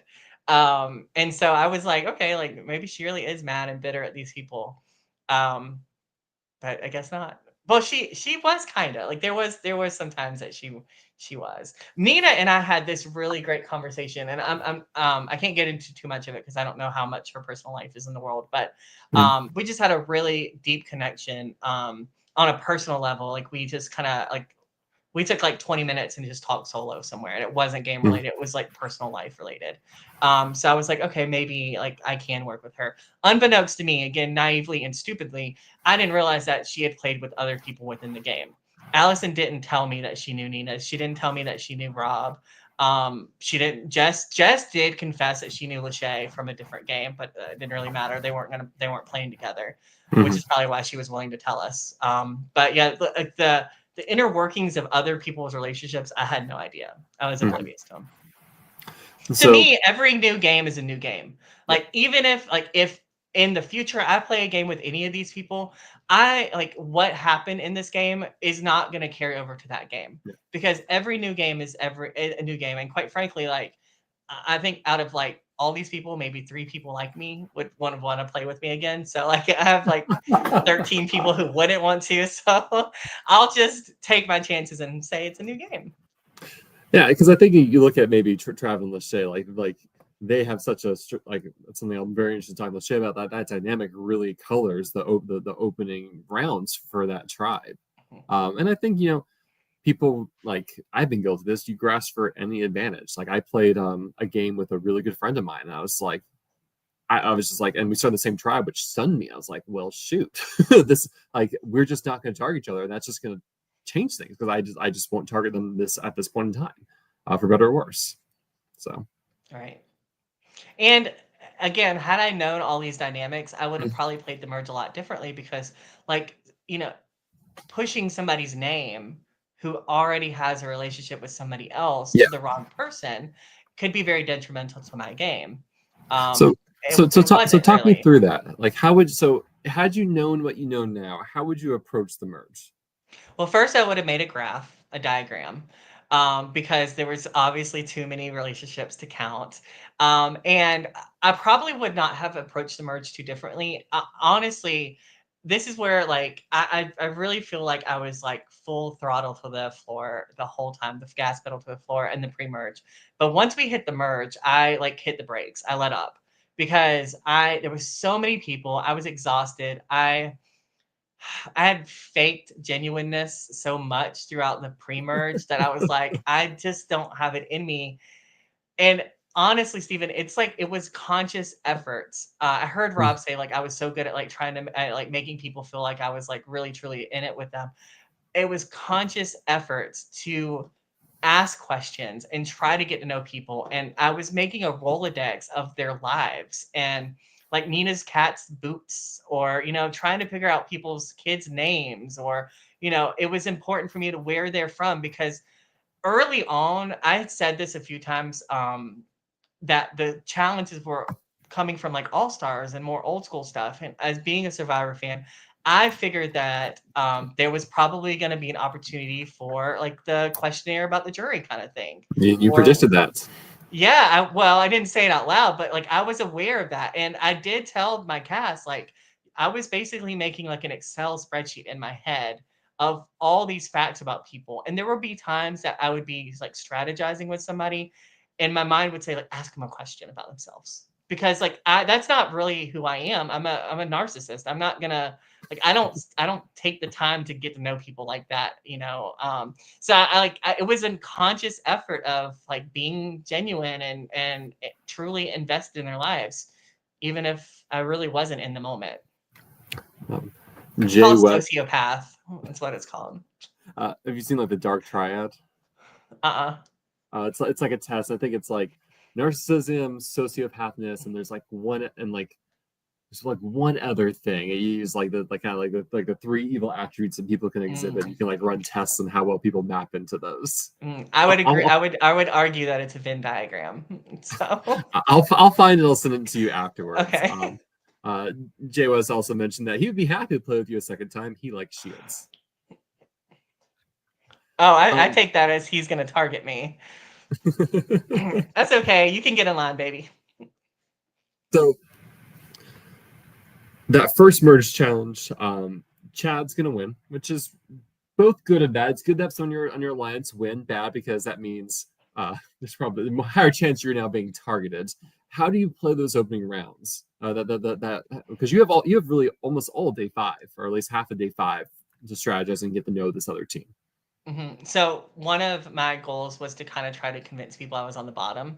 Um, Double thinking, like maybe people would try to tell me things that I could use as ammo, or also like maybe they would try to use me. And Mhm. honestly, at that point, if I needed to flip on the core four, I was absolutely ready to do it. Mhm. Because they're like we were in the minority, and in my opinion, it's like almost like the Titanic. Like only the certain people get on the lifeboat, and I was going to get on the lifeboat. Mhm. So whatever I needed to do, I was willing to do. It didn't need to happen like that. So I really feel like at that point I was trying to take a back seat. I had Mhm. already, like I said, I was like the gas pedal. I knew I was playing bold and loud, and I knew that people on Outcast probably had told Nina a whole lot of bad things about me. Even though I was trying so hard to send them off with a kiss, but it didn't work out that way. So I knew that it probably wouldn't work, but it was probably my best bet to try to get somewhere. Mhm. Um, and it did work to an extent. Like I wasn't their target to start with, but this is when Juan came back and voted for me again. It was my first time seeing my name on the parchment. I think it was Juan and Rob voted for me. I think I have one in Lachey.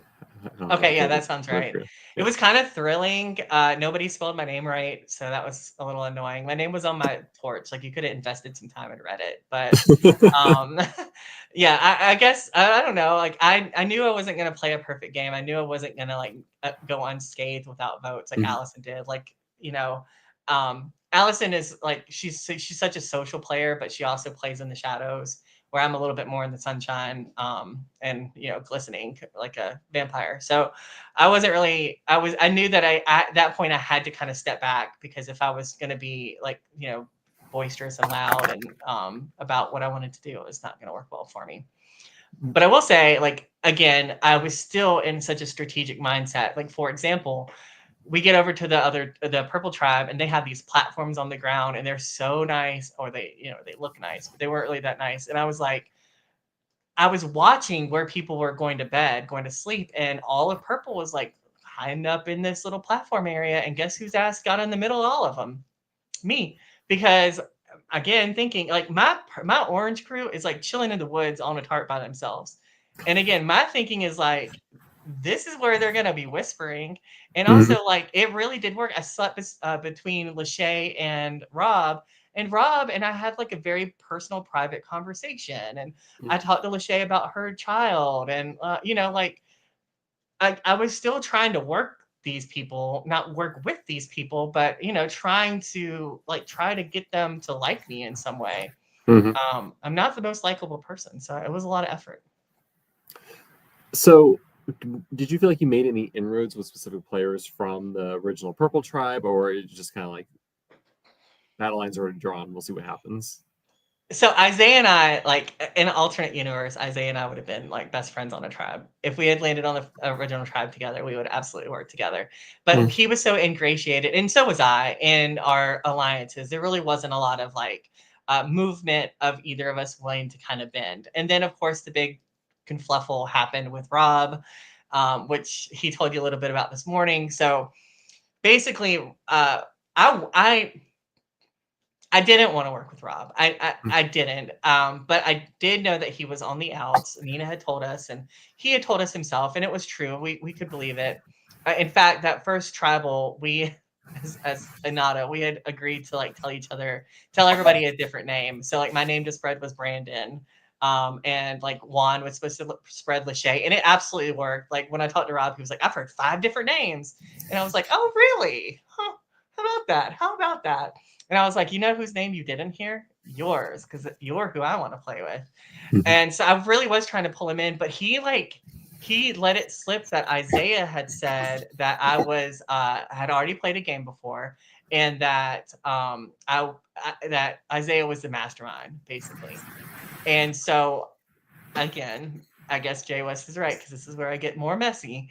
I immediately went to Isaiah and was like, Isaiah, Rob said blah blah blah, and I tell him everything that Rob says, and Isaiah's like completely like knocked in the wall, like he had no idea all this was coming, and here comes Rob like trotting up to come talk to us, and I was like, well, here he comes, confront him. And, of course the cameras are there. And this one, I'm like, yeah, confront him. Yeah, let's do it. And Rob comes up and Isaiah's like, I don't even know how to ask this. So I kind of like step back a little bit because at this point I'm like, like some kind of chaos amongst your purple people. And Rob is an awful liar. I don't know how much he lied throughout this game, but he's worse than Colby at lying. Um, and I called him out. I was like, "You're a really bad liar," because he denied everything. And he like this morning you heard him admit it. He did say those things. Um, but Isaiah and him already had that relationship that I didn't have with Isaiah. It's not his fault that he didn't believe me. And to be fair, your reputation precedes you, and like I am a little shit starter, so there's really no reason to believe me. It was fun And, though. and so your alliance learns, at least Allison learns via Nina, that Jessica's going to be the one targeted. And so you know who the target is. So how'd you land on Lachey as the person that you want to take out? I didn't. I'm laying in the cut, man. Like at that point, I didn't want to like cause any kind of drama or anything. It turns out, after I got voted out and I see Juan and Lachey, they both were like, "F you!" Like we would have never voted for you in the final. I think Lachey's exact words were "tomato, tomato, fuck you" to me. So I think that they both thought that I had a lot more hand in there. Well, Juan, I did, but Lachey, I think, had a lot of thought that I was part of her demise, but I really wasn't. I just was going along with what everybody else said to do.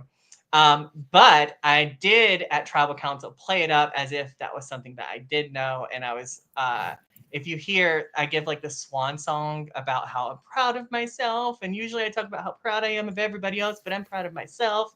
And this might be my last time at tribal council. Total fake. My thinking was like, I want to get attention on me because I want them to think that we think it's me. So that way they would vote for Jess. We would use the idol correctly because I knew it wasn't me. Like they weren't brave enough to take that shot yet. So I wasn't worried about going home at that point. So it worked out. Taking out Lachey is interesting because there's, like you kind of mentioned earlier, there's this undercurrent in the game of like we'd like to see a woman winner, right? Because there's like this is what season 13, and there's only been 2 female winners of Reelfoot. And so there's sounds like there've been conversations from both sides, like, hey, just don't vote a woman, then Lachey goes out. Lachey, like she was okay. So there was a lot of conversation. Nina had told us that they had a core 4 too. It was Brandon, Isaiah, Lachey, and Geraldine. And so we knew that we wanted to target one of those 4 because we figured Nina and Rob were on the outs. And Rob really was on the outs at that point. And Nina had just come back into the game. We kind of were like tossing around the idea of who would be the least likely candidate. It was Isaiah that was going to be the vote for a really long time. But and it was going to be Brandon at one point too. But we were like, we think they're going to throw our middle person, Jess, under the bus for this. And so we were like, who are they least likely to save? Yeah. And so it just landed on Lachey. In retrospect, I do wish it would have been Isaiah because, and that's who I was pushing for that. I had just stirred up so much drama between him and Rob. So I thought if I could blindside Isaiah and get him out of there, maybe Rob would be even more apt to work with me. Even though I didn't really want to work with him, I wanted to use him. So Lachey is out. This is the start of going to be a long day for everyone. The next challenge, Isaiah is going to win immunity, so you can't target him. Thank God. It's even numbers for the 2 tribes, and it's not. And is rocks on the table? What did you want to have happen here? Rocks were on the ground, as Allison would say. No, so I was rooting for Isaiah at the individual immunity. So I'm very proud of myself with that one. I made it to I was the final 4 out. I was like 4th from the end, and I was very proud of myself for that one because it was really hard. And to beat people like Rob and Chad and do better than them and Allison, I was very proud of myself on that one. But I just got distracted. I was like, I was going so fast, and like the noise was so rhythmic and beautiful. It was pouring rain, and I was trying to stare at this blade of grass in front of like through the hoop, but then fucking production's coming around taking pictures of you, and it's like, who's that? You know? So I got distracted and it fell out, but I was okay with it. So I was rooting for Isaiah the whole time because I already knew I was going to vote for Juan. I was going to push for Juan. I was going to sell him out. He had just voted for me, and all of my predictions were correct. Like, he was never going to work with me again, and he just proved that because he and Lachey voted for me. So why am I going to try to let him win immunity? You know, so I'm like, Isaiah, you're slowing down, or like, Isaiah, pay attention, keep your arms up. You know, I'm vocally rooting Isaiah on at this point because I needed one to be unsafe. So we get back to the camp, and you know, Isaiah has immunity, and I immediately am rounding up the girls because at this point they're not going to expect cross tribal because you know we're voting together. And so rounding up the girls and like, y'all, at this point, we could totally blindside the boys. We want a female winner. Let's do this. We could totally do it. And then Nina and Geraldine were like, yeah, let's do it. But I also knew that they were not dumb. They would have been 2 and we would have been 3. And like, you know, like they knew that they probably would have been 4th and 5th. Ironically, that's where they ended up anyway. But I was like, how can I sell this to them? So I sold Juan. Like, I was like, hey, like, one of our orange guys can go. You'll still, if you choose to go back to purple, you'll still have the numbers for purple. Next tribal, we can vote out a purple guy. And it worked. And Juan went home. And I didn't feel bad about it because he had tried me first. Is there a world where you could have tried to knock out one of the other purple members instead? No, I don't think they would have went for it. And I didn't even want to offer that because I thought if I lead with that, they would be less likely to go with me. Did you know that your name was being pushed so heavily as well? I knew my name was out there since the Juan Andrew vote back when we were on the orange. Like I'd already known that people were kind of starting to like pinpoint me. So 3 travels in a row, basically, I was like ready to take the bullet. And so no, I think you're stupid if you don't know your name's out there. Like you have to expect that at some point, and you have to insulate yourself to make sure that it isn't you. So then that's what I did with the girls. Because it is a bit of a stroke of genius, basically, like turning on Juan preserved yourself in this really great way because you basically formed a new alliance and blindsided a lot of people in the process, right? I think this is the big surprise for Isaiah, Brandon, and Rob. Yeah, haha. Talking about the gross food challenge. So okay. The flavor is fine. It tasted like salmon with the wasabi, which is delicious. But at that point, I'm like telling you, Stephen, I'm so dehydrated. I couldn't get saliva to wash it down. I just couldn't do it. I'd eaten one of them, and it was like stuck in my mouth, and people were like already sticking their tongue out like they had won. And so I just wanted to eat the wasabi. So I'm like literally just licking it off the plate at that point, like licking a sardine, you know, because that part tasted good. And I love Japanese food. I cook it all the time. So I was down for that. I wouldn't even like bat an eye at the next one. It was like oatmeal, cat food, and sauerkraut. I love I'm half German. I love sauerkraut. Give me sauerkraut. I would have eaten that willingly. And the sensory egg, I can't say that I would have done well because I don't know what it tasted like, but I would have tried it for sure. I just couldn't swallow. I couldn't. I've never had that problem before, but couldn't swallow. So this is the Rob's first immunity win. Was he someone you would have tried to target this round if he was not immune? So this is where my game falls apart. This is TMI, but I'm going to share it with you. So I didn't tell anybody this. I still haven't told anybody this, but I was experiencing some serious issues in the chafing department. And it had gotten to the point where I knew that if I'd asked for medical, I would probably get medvaced. I was having trouble walking. Like it was infected really, really bad. In fact, the day I got back on Monday, I went to the doctor and had to get on antibiotics. It was to the point where like, an infection smells a certain way. Like, it's a problem. And it was really, really, really bad. And so there was a point where I was like, in this moment that I was like, listen, I've got like 10 friends on production. They're in this big lodge. They're probably having a great time. There's a shower. I immediately showered twice. I didn't really care about the food that much, but I was like, I could eat food. Um, there's air conditioning at this point. I had accomplished pretty much everything I wanted to accomplish in the game. I had thought I kind of set a precedence for who I wanted to, a legacy of what I wanted to do at that point. So I really was like, I just didn't want to fight that hard anymore. There was also a part of me that like taking all those shots, so many travels in a row, it was like I just felt like I couldn't get a footing anymore. I knew it was close to my time no matter what. And so I don't use the word give up, but I didn't fight as hard as I could have. Because I'm wondering, because like your alliance still has 2 beats left. Is you and Allison both have beats, right? There was, yes, and there was a world, and Chad had 2. And so there was a world where I thought about going to them and asking them for beads. Um, but man, a shower sounded so good. And we had already done 3 challenges that day, and it was only like 1 o'clock.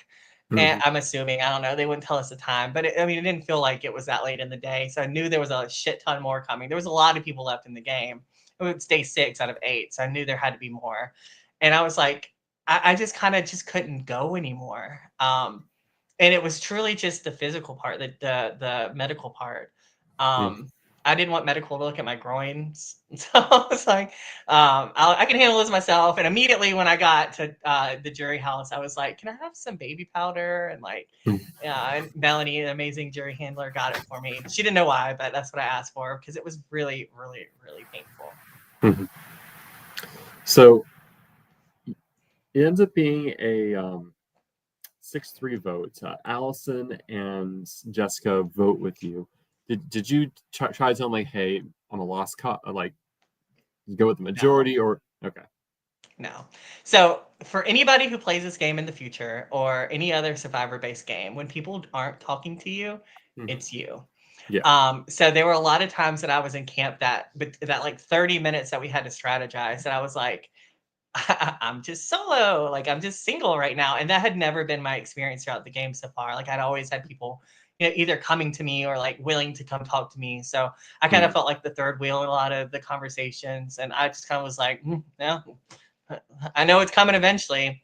And at that point, like I had no more coverage. We weren't in the majority. Even if Chad had voted for us, it would have still been 5-4 with us. Would have been 5-4. So I knew there was probably nothing I could do.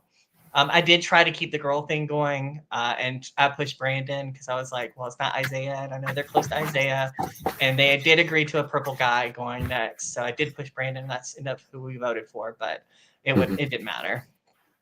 And there, like I said, there was a world that I thought about getting beads from other people, but I don't know. I really want to take a shower. Looking back at the merge, anything else you could have done differently? That's probably my biggest regret is that I didn't keep pushing it. You know, I could have kept going. I really could have. Like I could have just been in pain and just kept on going. I don't know that it physically would have made that big of a difference. It was just like they were walking us to death. Like go to camp, bring this, do that, and then go to travel. And like it's like, I mean, it's mile back and forth at least. That you're walking. I don't know. I'm not a good pedometer, but I know it was a lot of walking. And it had rained all morning, which didn't make my situation any better. You couldn't get dry, and wet clothes and chafing don't go well together. So I don't know. I will not say I gave up. I just didn't fight as hard as I could have. How was your experience on jury? Well, at first it was a little awful.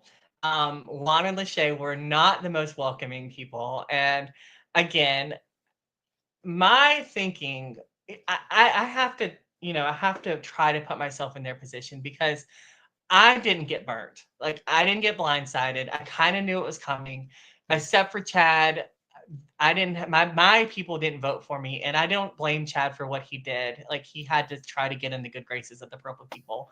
I didn't have a problem with that whatsoever, and I didn't really know for sure that he had voted for me, but like it really wouldn't have mattered.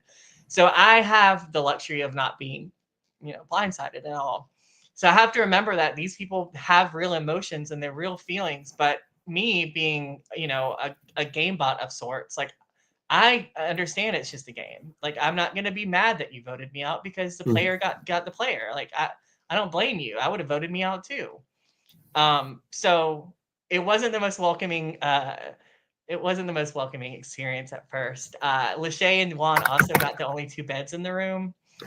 So I still got the pleasure of sleeping on the floor. So Fun. I think I went 11 days without a bed. So that was exciting. I will say at this point, this is what I was saying this morning. I did give Rob my little stamp Mhm. that for the advantage. I was going through who I could give it to, and I really did think about giving it to Jess, but I was like, who would be like the least person to expect me to give it to him? So, and I didn't know exactly what would happen with it. I thought maybe they would like figure out who gave it to who or something. Mhm. So I thought like, yeah, Rob was the only person I thought really didn't like me. So I was like, I don't want to like leave this an experience with that was still in the game anyway, because I Yeah. knew all the people out of the game didn't like me. But I was like, well, I don't want to leave this experience with that, anybody really disliking me as a person. So that's another reason I gave it to him. But also for the drama. Any surprises with how the rest of the game unfolded for you? Um, hmm. I guess what consistently surprised me was, I mean, realistically, the boot order kind of surprised me, and just in terms of like not knowing the prior relationships, Mhm. and how much those really were in effect. Like Nina and Allison working together really wasn't on my bingo card.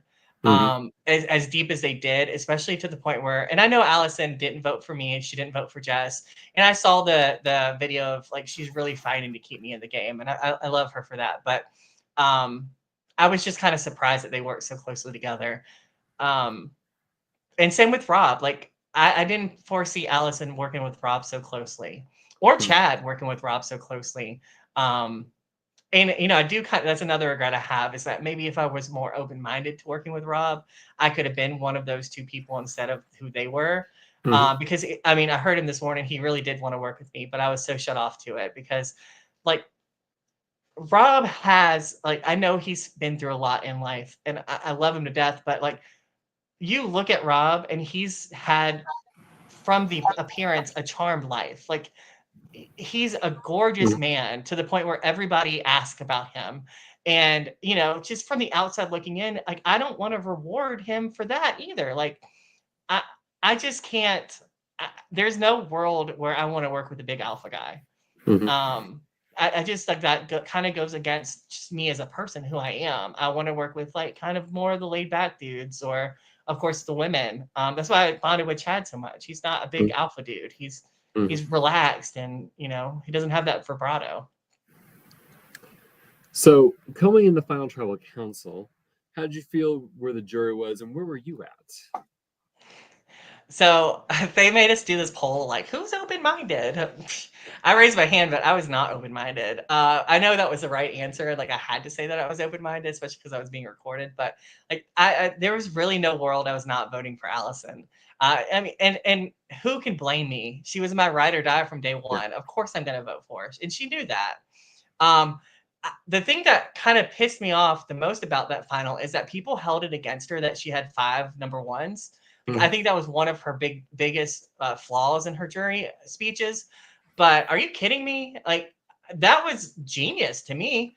I had no problem being one of her number 1s because I had multiple partners. Mhm. Like I only had one vocal number 1, but I was flexible. I was completely flexible, and I mean I could have interchanged her with anybody. So I didn't have any problem with that. Like, I'm sorry, I think that's how you play the game. Mhm. I do agree she could have ranked them or at least said this is why this person was like they offer different things and this is why I chose them to be my number 1. But she didn't do that, so I think that could have hurt. That definitely hurt her on that part. But again, I didn't care. Your jury question, you asked people about, like, do you play this game as a hero or a villain? How does a jury see you, and how is that, and is that how you are in your real life? Was that question to maybe tee up Allison, or just because you talked about your hero's villain experience earlier? Was that maybe stemming a bit from that in that game? So we as a jury, when all of us were together, I think right before Chad got voted out, we had sat down and we had come up with our questions. We each took a piece of paper and wrote down 3 questions each. And we had talked about, like, we had basically pre-gamed what we were going to say. That way we Yeah. didn't overlap and we were like concise and that covered as many bases as we could. The reason I asked the question I did was because I was in my mind, both of them were heroes. They Mhm. were like, they were honest people. Like, yeah, Rob was probably a little bit more villainous than Allison, but she had a few dark sides as well. And in my mind, that question was, I wanted to ask that so that they could say some of the more social devious things that they did, Mhm. because those are the kind of things that I really want to reward. To be able to separate yourself from who I am as a real person. Like, I'm a hero. I'm a hero in real life. I know people don't believe that. I'm a social worker. Like, I Yeah. work with foster kids. Like, every single day, I've reunited 2 kids today with their family. Like, that's what I do. Mhm. But I understand that there's a duplicity in being in a game and being in a real person. So I Yeah. wanted to give them the opportunity to say some of the more villainous things that they did, because my perception of them was that they were both heroes. Mhm. And that's what they said. But I was like, well, what, like, you played this game honest and made it to the end. What is this, season 48 of Survivor? Like, that's so boring. So did anything stand out or surprise you from their jury speeches and how they answered the questions? I was surprised because when I stood up to say what I was gonna say, like my jury question, I immediately was like, "Hey, y'all nervous?" And Allison smartass says, "No." And of course, me, I'm like, "Well, you should be," because, and I said that because, like, you're selling yourself as overly confident at this point, and that's not the way you need to play this jury. Mhm. She, like, the question was also like, I think it was wands with close your eyes, like, raise your hand on Yeah. whose vote you got. Like, I don't know if that was visible to the public, but they both kept their hands up for most of us. Like, are you that daffy that you really think that you have all of our votes? Mhm. And I think it was that overconfidence that kind of sunk her a little bit too. Um, but to be fair, I mean, Rob didn't say a single thing in his final tribal council speech that was like, I was like, oh, maybe. No, no, he didn't say nothing like that. Allison So made me do. I did have to wipe a tear because I really was very, very proud of her. I was so excited that 2 of the 4 core 4 had made the final 3, and mhm. then 1 was in the finals. And I was excited that it was a woman. And I guess I was a little cocky too, because when I voted for her, I was like, it would be an awful waste for this great season to not be won by a badass woman. And pie on my face, because it wasn't. So were you surprised? How surprised were you by the outcome? I was surprised. I really was. So we, of course, we're not allowed to talk about our votes, and we didn't. I was definitely surprised because, again, um, I would I was playing in a way that if I were the person voting in the end, and if I were in the end, I would reward that person. Yeah.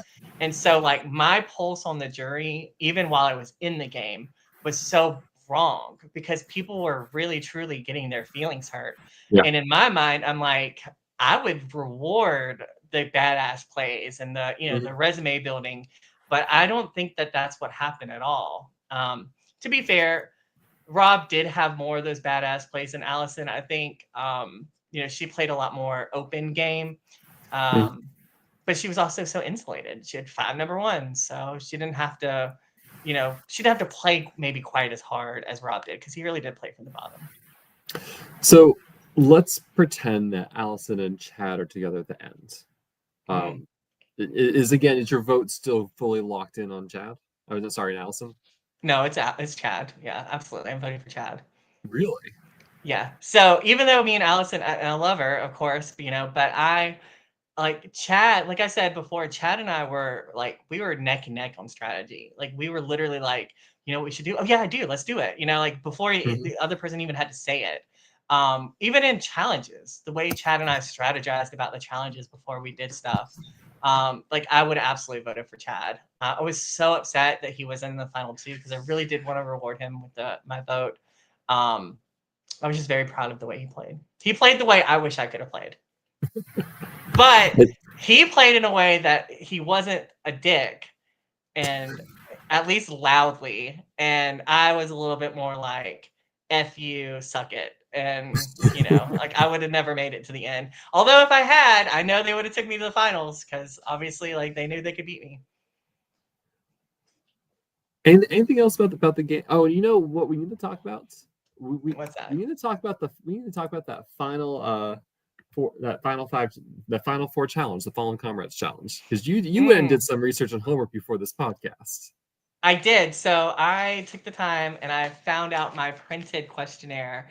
So whenever we did the questionnaires back in the day, I was like, I'm going to print this because I have a knack of forgetting what I'm going to say anyway, even though I was mostly honest on this thing as instructed.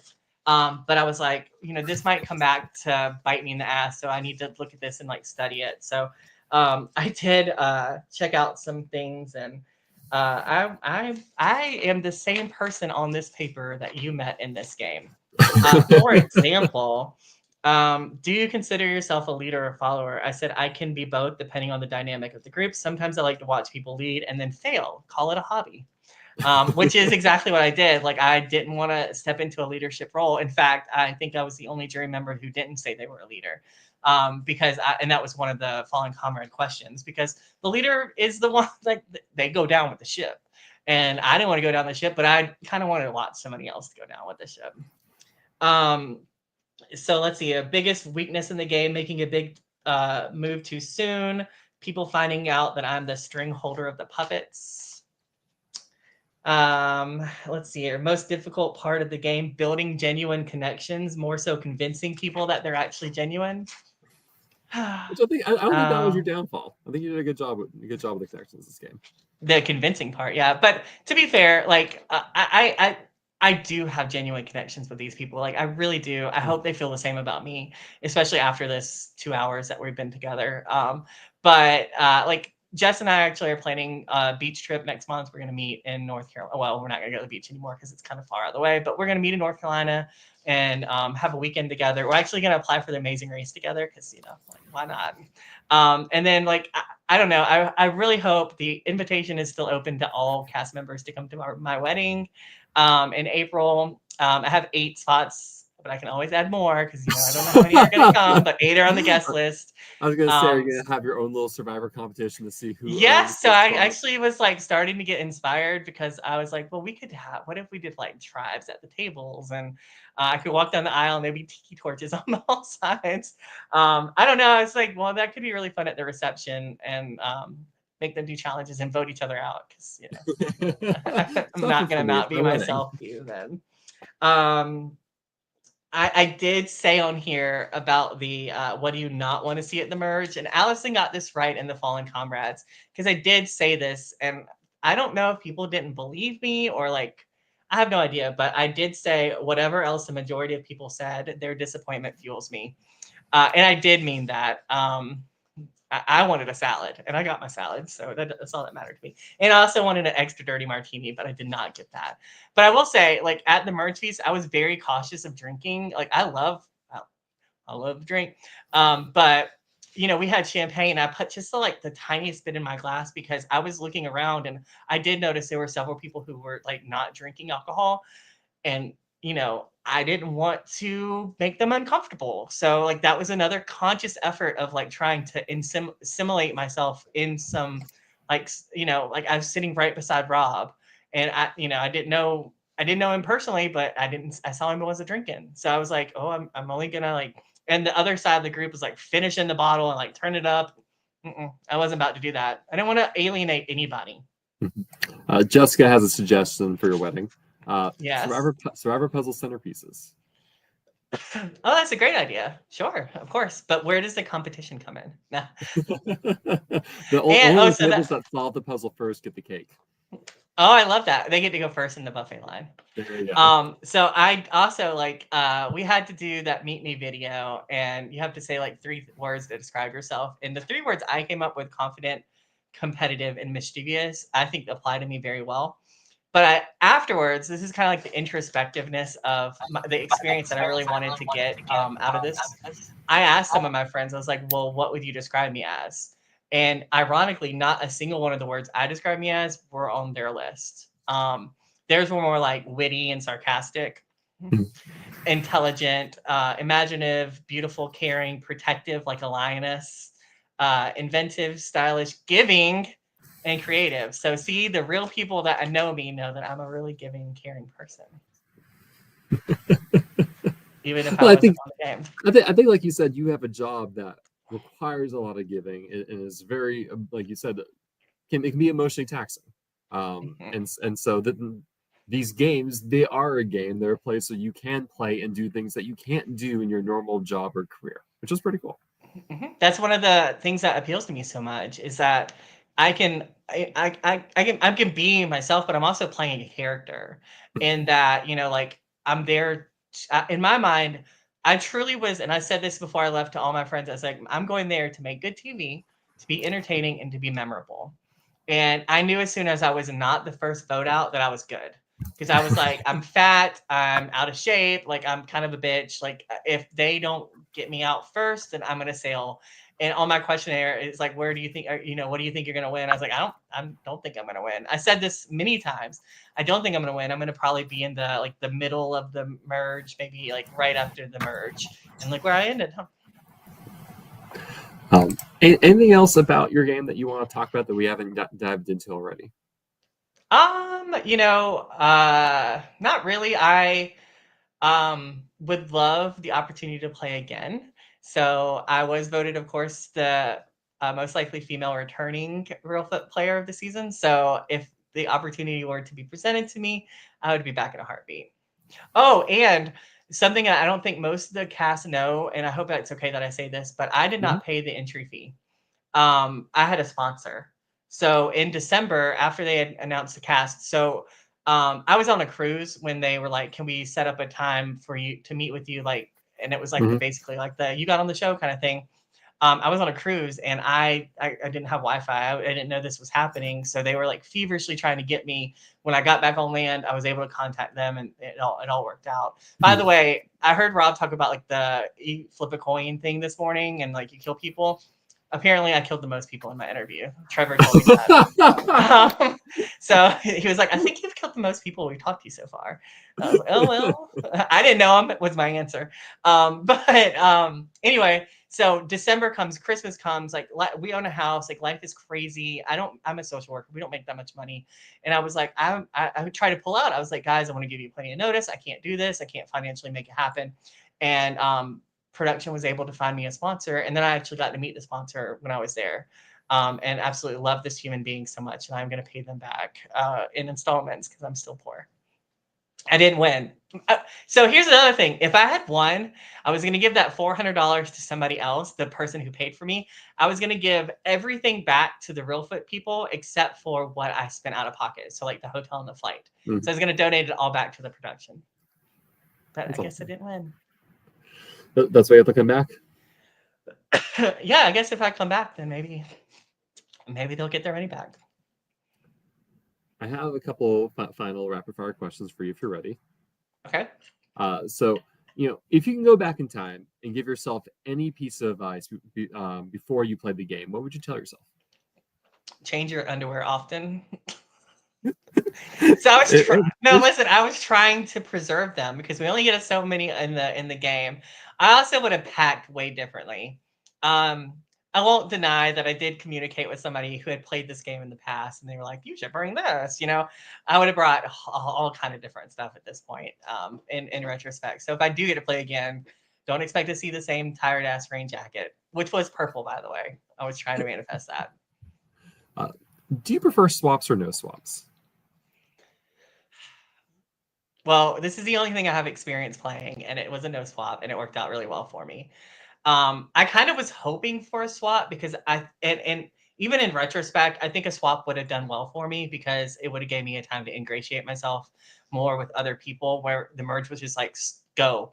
And at that point, like everybody, like I don't know, I just didn't have the energy to try to feign friendliness anymore. Do you think every live game should have a redemption component? No. I can say that because I wasn't on redemption. I mean, I respect the fact that they got an opportunity to stay in the game, and they also got the opportunity to, um, get their money's worth. So I do respect that fact. But okay, so here's another tidbit. So I didn't know, because I had never seen this show, that there's no eliminations for the first 2 days. So my exit route, my escape route, was to get eliminated early.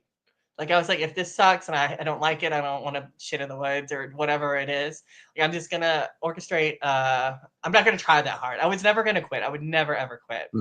But then I found out that about the first 2 days, and then I found out there was a whole redemption twist. And I was like, well, if I'm gonna have to go live in the woods somewhere else with people I don't really want to be around, then I might as well really try. So, and that was kind of like the fire under my ass, was it was like, I didn't want to be, it was embarrassing. I didn't want to get voted out so early. And also I just didn't want to go live somewhere else. I wanted to stay on TV. What was your favorite challenge?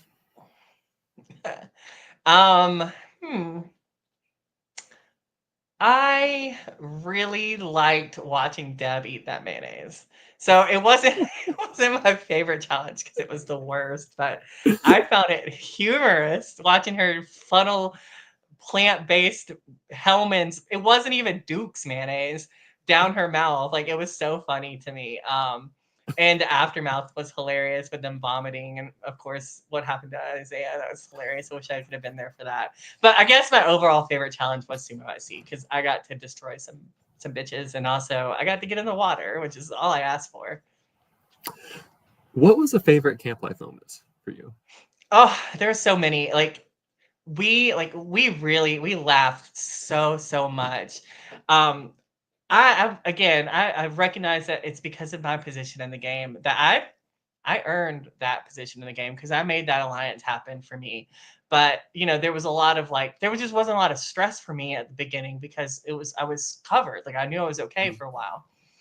So there was a lot of laughter and a lot of fun. There was a point where Alice and I were playing that, what is it called, convergence game, where you say a word and like word association game. What is it? Severin? I don't know what it's called. But anyway, we did it in like 2 rounds, which was like really, really fun. We ended up picking server because it was like pasta and arm, or I don't know. But so that was really hilarious. The camaraderie was really great. Again, you don't realize how primal you get, but you do, and you're like, at one point we were like, because we were in the shittier camp, so like there was hills all around us, and I was tired of walking up the damn hills. So there's a point where you're like, I'm just gonna change back behind the shelter, because we had built it like a lean-to with like leaves and all kind of stuff. So we just started changing back there, and we saw butts and all kind of stuff, and it was like, whatever at this point, like, we're family, whatever. If you had opened up the cryptex, who would you have shared the jar of candy with? So I wouldn't have taken the candy myself, because I didn't really want it that bad. And also, I didn't want to risk getting an upset stomach. And the way Colby was eating that candy, I don't know how he didn't shit his pants like Isaiah. But I I was like, no, I'm good on that. So I would have just let people ask for it. I would have like, who wants this? And again, you got to be diplomatic about that kind of stuff. So I would have just asked who wanted it. And you would have never caught me asking for something like that. Allison was like, I was thinking, I counted to 2, and I said, nobody else is doing it, so I asked for it. No, I could have counted to 102 and not asked for that damn candy. Because again, you're putting a target on your back. Like, nothing, I want nothing to separate me from the mundaneness of everyone else. I want to be just like everyone else. Who do you wish you had an opportunity to work with but weren't able to do so in the game? Trav. Yeah, I really wanted to work with him. To find out that he was voted the biggest male villain, and I'm the biggest female villain of our cast. I think we could have done some like dastardly shit, and it would have been hilarious to entertainment. We would have been awful for each other's game, especially finding out how paranoid he was and how like out of control his gameplay was. Which I guess is outside looking in, people thought about mine, but I didn't go out fourth. So yeah, I wish I could have played with Trav. Beside yourself, who would you like to see come back and play another season of Reelfoot?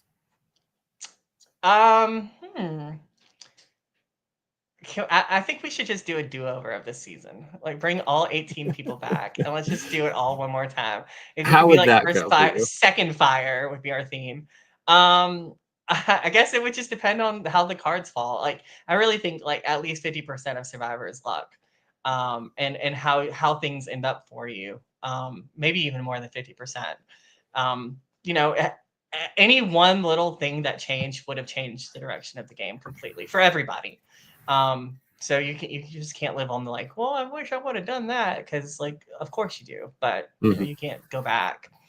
But to answer your question for real, I would love to see Isaiah play again. I really think he has a really good pulse on the game. He's very social. I hope that he learns from this game, just like I learned from this game, and I hope that he mitigates his threat level a little bit better in his socialness. Mhm. I think that's all I have. Any last things you want to say? Can I have some Zaxby's now? No, I'm just kidding. So those were my final words. And I never got Zaxby's. I kept asking for it. They never got it for me. I just want to, I want to reiterate that, I do really, really have a lot of love for this cast. And, I know I say, and I'm like snarky, and, I know what I give off. I really do. But I hope that everybody can see past that and know that, like, deep down, there's a lot of love for everybody. And it is just a game. And after those 8 days, and I guess these 2 hours and 14 minutes, we're all buddies again. And I have nothing but love for everybody, and I hope they have love for me still. Alia, this I'm was scared to check the chat. you'll have fun going to the YouTube and Facebook comments afterwards. It'll be a good Oh, time. and our group chat, I could see it flashing on my screen where people like Juan was the last one to message. Like, I already know. Well, Allyana, thank you so much for letting me steal your evening like this. I really appreciate you taking the time to walk through your game. I had a lot of fun. I hope you did too. And Of course. I look forward to seeing you play another game in the future, I hope. I am, if it's not Reelfoot, I'm gonna be on the lookout for something else. This world is open to me now. And there are a lot of games out there, so the world is your oyster. Yes. Oh, I love that. Good. I hate seafood like that, but the world is my tiger. There you go. Thank you so much for tuning in. This has been another episode of the Live Reality Game Podcast. Don't fret, there are more interviews coming. On Wednesday, I'll be talking with Lachey. So get excited for that. And then I think Friday, I have Brandon. Saturday, I have Chad. Tuesday, I have Allison. There's plenty. Do not worry. So have a good rest of your evening, everyone. Thank you.